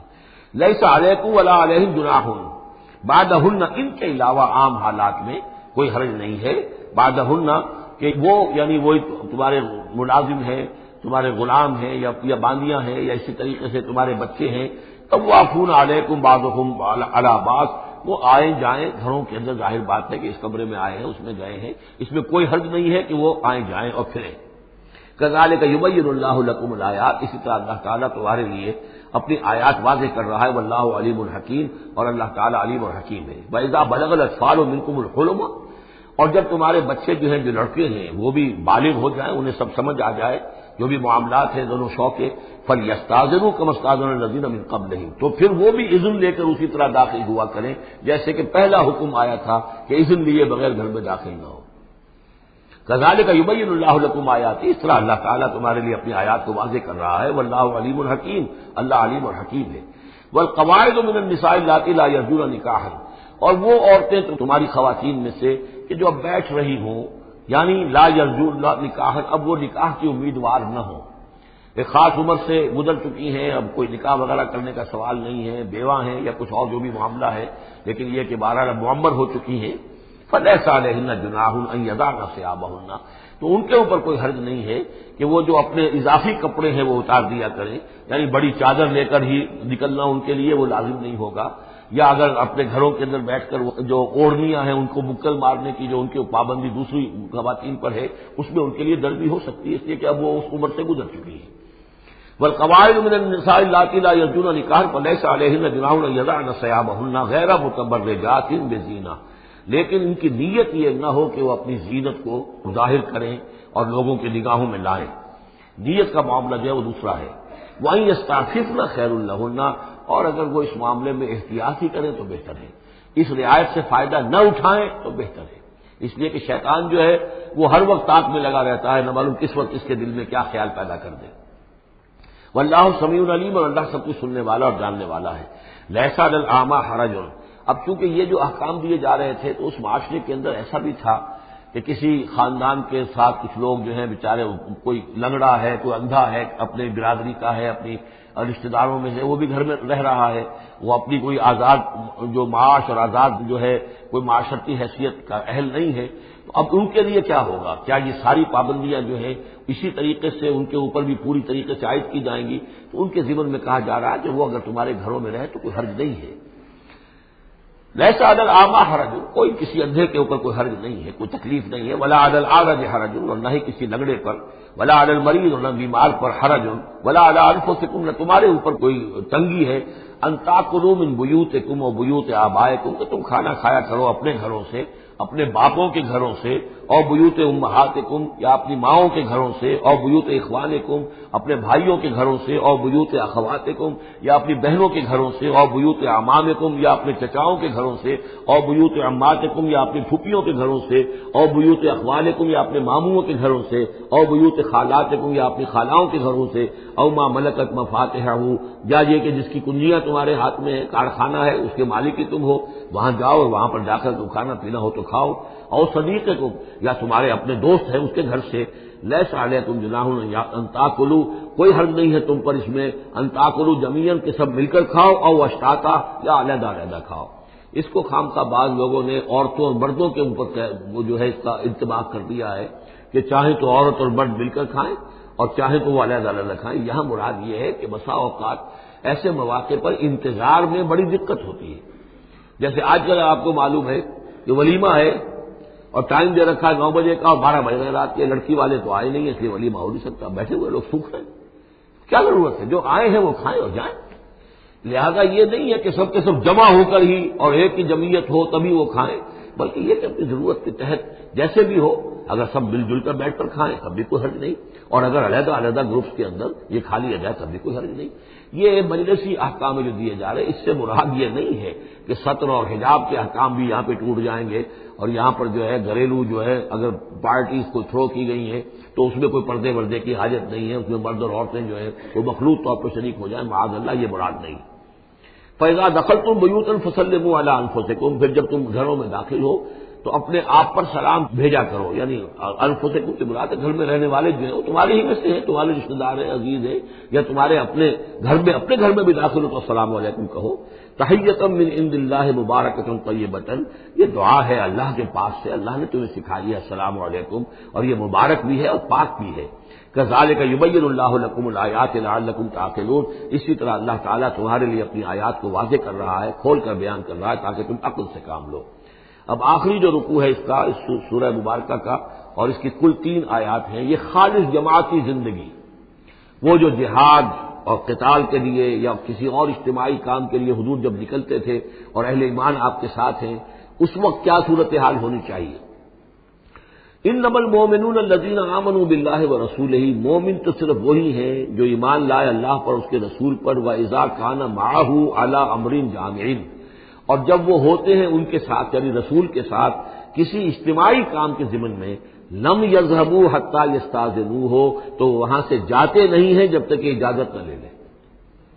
اب آپ نکلے ہیں کسی کام کے لیے، ایک نفری ہے آپ کے ساتھ، لیکن یہ کہ کوئی کہیں کھسک جائے کوئی کہیں کھسک جائے تو یہ تو صحیح نہیں ہے۔ وہ تو یہ ہے کہ اب اس اجتماعی نظم کا تقاضا یہ ہے کہ اب جہاں بھی وہاں سے کوئی عذر پیش آ گیا ہے، کوئی ایسی مجبوری ہے، کوئی جانا ہے تو اجازت لے کر جائیں۔ علی امر جامع لم یذهبوا حتى یستاذنوہ، جب تک کہ اذن نہ لے لیں۔ ان الذین یستاذنونک اولئک الذین یؤمنون باللہ ورسولہ، یقیناً اے نبی جو لوگ آپ سے اجازت لیتے ہیں وہی ہیں کہ جو ایمان رکھتے ہیں اللہ پر، اس کے رسول پر۔ فیستاذنوک، پھر جب وہ آپ سے کوئی اجازت مانگے، رخصت مانگے، لبعض شانہم، اپنی کسی عذر کی وجہ سے، فاذن لمن شئت منہم، تو اجازت دے دیجئے جسے آپ چاہیں۔ مطلب یہ ہے کہ جو لیڈر ہے، جو اس وقت سپہ سالار ہے، اسے معلوم ہے سچویشن کیسی ہے، میرے پاس کوئی اضافی نفری ہے جس میں سے میں کسی کو ریلیو کر سکتا ہوں، یا پہلے ہی میرے پاس کم نفری ہے، اس میں کسی اور کی کمی جو ہے وہ اور زیادہ خطرناک ہو جائے گی نتائج کے اعتبار سے۔ لہذا یہ نہیں ہے کہ صاحب میں نے اجازت طلب کی ہے تو مجھے اجازت ملنی چاہیے، یہ نہیں، اجازت کیا ہوئی پھر؟ یہ تو وہی ہے کہ تھانے داروں کسی معافی مانگتی ہے، اچھا میں نے تو کچھ نہیں کیا لیکن اگر آپ سمجھتے ہیں کہ میں نے کچھ کیا تو میں معافی مانگتا ہوں، یہ تو در حقیقت الٹی دھونس ہے کہ آپ بڑے کمینے آدمی ہیں، میں نے تو کچھ کیا نہیں تھا پھر بھی آپ سمجھ رہے ہیں کہ میں نے کچھ کیا ہے، تو میں اتنا اونچا ہوں کہ پھر بھی میں معافی مانگتا ہوں۔ یہ در حقیقت وہ انداز نہیں، اجازت تو طلب کرنی ہے تو یہ ہے کہ اجازت لے کر اجازت ملے، اور یہ اختیار جو ہے پھر اے نبی آپ کو ہے کہ آپ چاہے تو اجازت دیں۔ فاذن لمن شئت منہم واستغفر لہم اللہ، اور اس پر بھی ان کے لیے استغفار کیجیے اللہ سے، کیونکہ انہوں نے ظاہر بات ہے اپنے کسی ذاتی کام کو زیادہ اہمیت دی ہے اس اجتماعی کام سے۔ یہ اجتماعی کام نبی کا ذاتی نہیں ہے، یہ دین کا کام ہے، اللہ کے دین کا کام ہے۔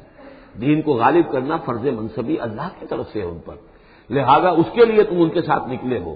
لہذا یہاں پر جو ہے اب اگر تم نے اپنے ذاتی کام کو اس دین کے کام سے اہم تر سمجھا ہے تبھی تو یہاں سے رخصت لے کر جا رہے ہیں، یہ خود ایک ہلکی بات ہے، گویا کہ تم نے دین کے کام کو کمتر سمجھا ہے اپنے کام سے اور اس کو اہمیت زیادہ دی ہے۔ لہذا استغفار، اے نبی ان کے لیے استغفار کیجئے، واستغفر لہم اللہ، اور ان کے لیے استغفار کیجئے، ان اللہ غفور الرحیم، یقیناً اللہ تعالیٰ غفور الرحیم ہے۔ ایک بات البتہ نوٹ کر لیجئے کہ یہ مضمون جب سورہ توبہ میں آیا ہے تو اس سے اگلا قدم ہے، یہ چونکہ ہے سن 6، وہ ہے سن 9، 3 سال میں فرق کیا واقع ہوا؟ ابھی تو فرمایا گیا ہے کہ جو اجازت لے کر جاتا ہے نبی وہ وہی ہے کہ جو واقعی ایمان رکھتا ہے، لیکن وہاں فرمایا گیا جو ایمان رکھتے ہیں وہ اجازت لیتے ہی نہیں، وہ جو موقع تھا وہ تھا نفیر عام کا موقع، وہ موقع تھا نہایت ہی یوں سمجھیے ایمرجنسی کا موقع. اس موقع پر اجازت طلب کرنا ہی در حقیقت اس بات کی علامت تھی کہ یہ منافق ہے. لہذا وہاں روکا گیا. آپ نے کیوں اجازت دے دی؟ عفا اللہ عنک لما اذنت لہم، کیوں آپ نے اجازت دے دی؟ آپ کی اجازت آپ نہ دیتے تب بھی انہوں نے جانا نہیں تھا، تو ان کا جو نفاق کا پردہ چاک تو ہو جاتا نا، ان کی حقیقت تو کھل جاتی. تو یہ وقت کے حوالے سے ہے، اور اس کو درجہ بندی بھی کہہ سکتے ہیں. ایک وہ لوگ ہیں جو اس دین کے کام کے لیے اس درجے ہمتن اپنے آپ کو پیش کر چکے ہیں کہ دنیا کے کسی بھی کام کو اس سے اہم تر نہیں سمجھتے. وہ کیسے اجازت طلب کریں گے؟ اس سے نچلا درجہ ہے کہ وہ لوگ ہیں جو دین کے اس کام میں لگے ہوئے ہیں، لیکن کم سے کم نظم کی اتنی پابندی تو کرتے ہیں کہ اگر کہیں انہیں ضرورت پیش آ گئی جانا ہے تو اجازت لے کر جائیں. اس سے نیچے وہ لوگ ہیں جو اجازت کے بغیر ہی کھسک گئے تو معلوم ہے ان کا تو سرے سے اس کام سے سرے سے کوئی تعلق ہے ہی نہیں. تو درجہ بندی ہے. سیڑھیاں ہیں، اوپر کی سیڑھی کے اعتبار سے درمیانی سیڑھی نیچے ہے، لیکن نیچے والی سیڑھی کے اعتبار سے درمیانی اونچی ہے. تو یہ ریلیٹو معاملہ جو ہے رہے گا کہ ایک وہ لوگ ہیں جو سرے سے اس کا بھی خیال نہیں کرتے کہ اجازت لیں. اجتماع ہے، کوئی اس کی معاملت بھی نہیں کی ہے، نہ بعد میں کی ہے، نہ پہلے کہا ہے کہ میں نہیں آ سکتا. معلوم ہوا کہ انہیں کوئی سرے سے احساس ہی نہیں ہے کہ ہم کسی نظم کے پابند ہیں اور ہماری کوئی ذمہ داری ہے. اس سے بہتر کم سے کم وہ لوگ ہیں کہ جو اپنا عذر پیش کر دیتے ہیں، اجازت لے لیتے ہیں. لیکن اس سے بھی بہتر اونچا درجہ ہے کہ دنیا کے کسی بھی کام کو دین کے اس کام سے اہم تر مت سمجھو. اللہ تعالیٰ تمہارے کام سنوارے گا، اللہ تعالیٰ تمہاری ذمہ داری قبول کر لے گا. تم اللہ کے کام کے لیے نکلو. لا تجعلوا دعاء الرسول بینکم کدعاء بعضکم بعضا. تم یہ رسول کا بلانا اپنے مابین ایسے نہ سمجھ لو جیسے تمہارا آپس میں ایک دوسرے کو بلانا ہوتا ہے. بلانا یہ بھی ہے، آپ نے کسی کو دعوت دی، میرے گھر آئیے کھانا کھائیے، رسول نے دعوت دی، کیا یہ برابر ہو جائے گا معاملہ؟ لیکن ایک بلانا یہ ہے کہ رسول پکار رہا ہے تمہیں کہ آؤ اللہ کی راہ میں چلو میرے ساتھ. ایک یہ کہ کوئی عام آدمی آپ کو کہہ رہا ہے بھائی میرا ایک کام ہے، ذرا میرے اس کام کے لیے تھوڑی دیر کے لیے آ جائیے، کچھ مجھے چاہیے، مدد چاہیے. تو زمین و آسمان کا فرق ہو گیا. اور تیسرے معنی اس کی یہ بھی ہے کہ دعا سے مراد یہ کہ مخاطب ہونے کا انداز، تم جس طرح ایک دوسرے سے بات کر لیا کرتے ہو ایسے رسول کے ساتھ بات نہ کر لیا کرو. ان کے مقام کو، ان کے ادب کو، یہ سورہ حجرات میں جا کر تفصیل سے ہی بات آئے گی. لا ترفعوا اصواتکم فوق صوت النبی ولا تجهروا له بالقول كجهر بعضكم لبعض ان تحبط اعمالكم. تو یہ تینوں مفہوم اس کے ہیں. قد يعلم الله الذين يتسللون منكم لواذا. اللہ کو خوب معلوم ہے تم میں سے وہ لوگ جو اوٹ لے کر کھسک جاتے ہیں، یعنی کہیں نکلے تو ہیں، درج ہو گیا کہ یہ بھی جانے والوں میں ہے، کہیں دیکھا کہ کوئی دیکھ نہیں رہا کھسک گئے، یا اجتماع ہے بیٹھے ہوئے ہیں وہیں پر اب بات آئی ہے کہ اب ایک مہم درپیش ہے، اب انہیں سمجھ میں آ گیا کہ اب نام مانگے جائیں گے کون لوگ اس کے لیے اپنے آپ کو والنٹیئر کرتے ہیں، تو اس سے پہلے کہ وہ مرحلہ آئے وہ وہاں سے کھسک جائیں. یتسللون منکم، جو سٹک جاتے ہیں، کھسک جاتے ہیں آنکھ بچا کر لواذا. فلیحذر الذین یخالفون عن امرہ. تو انہیں ڈرنا چاہیے کہ جو رسول کے معاملے میں رسول کے بات کی مخالفت کرتے ہیں، ان تصیبہم فتنۃ، کہ ان پر کوئی عذاب اللہ کی طرف سے آ جائے، کوئی پکڑ آ جائے، کوئی بہت بڑی آزمائش آ جائے، اور یصیبہم عذاب علیم، یا ان کے اوپر کوئی بہت بڑا دردناک عذاب آ جائے.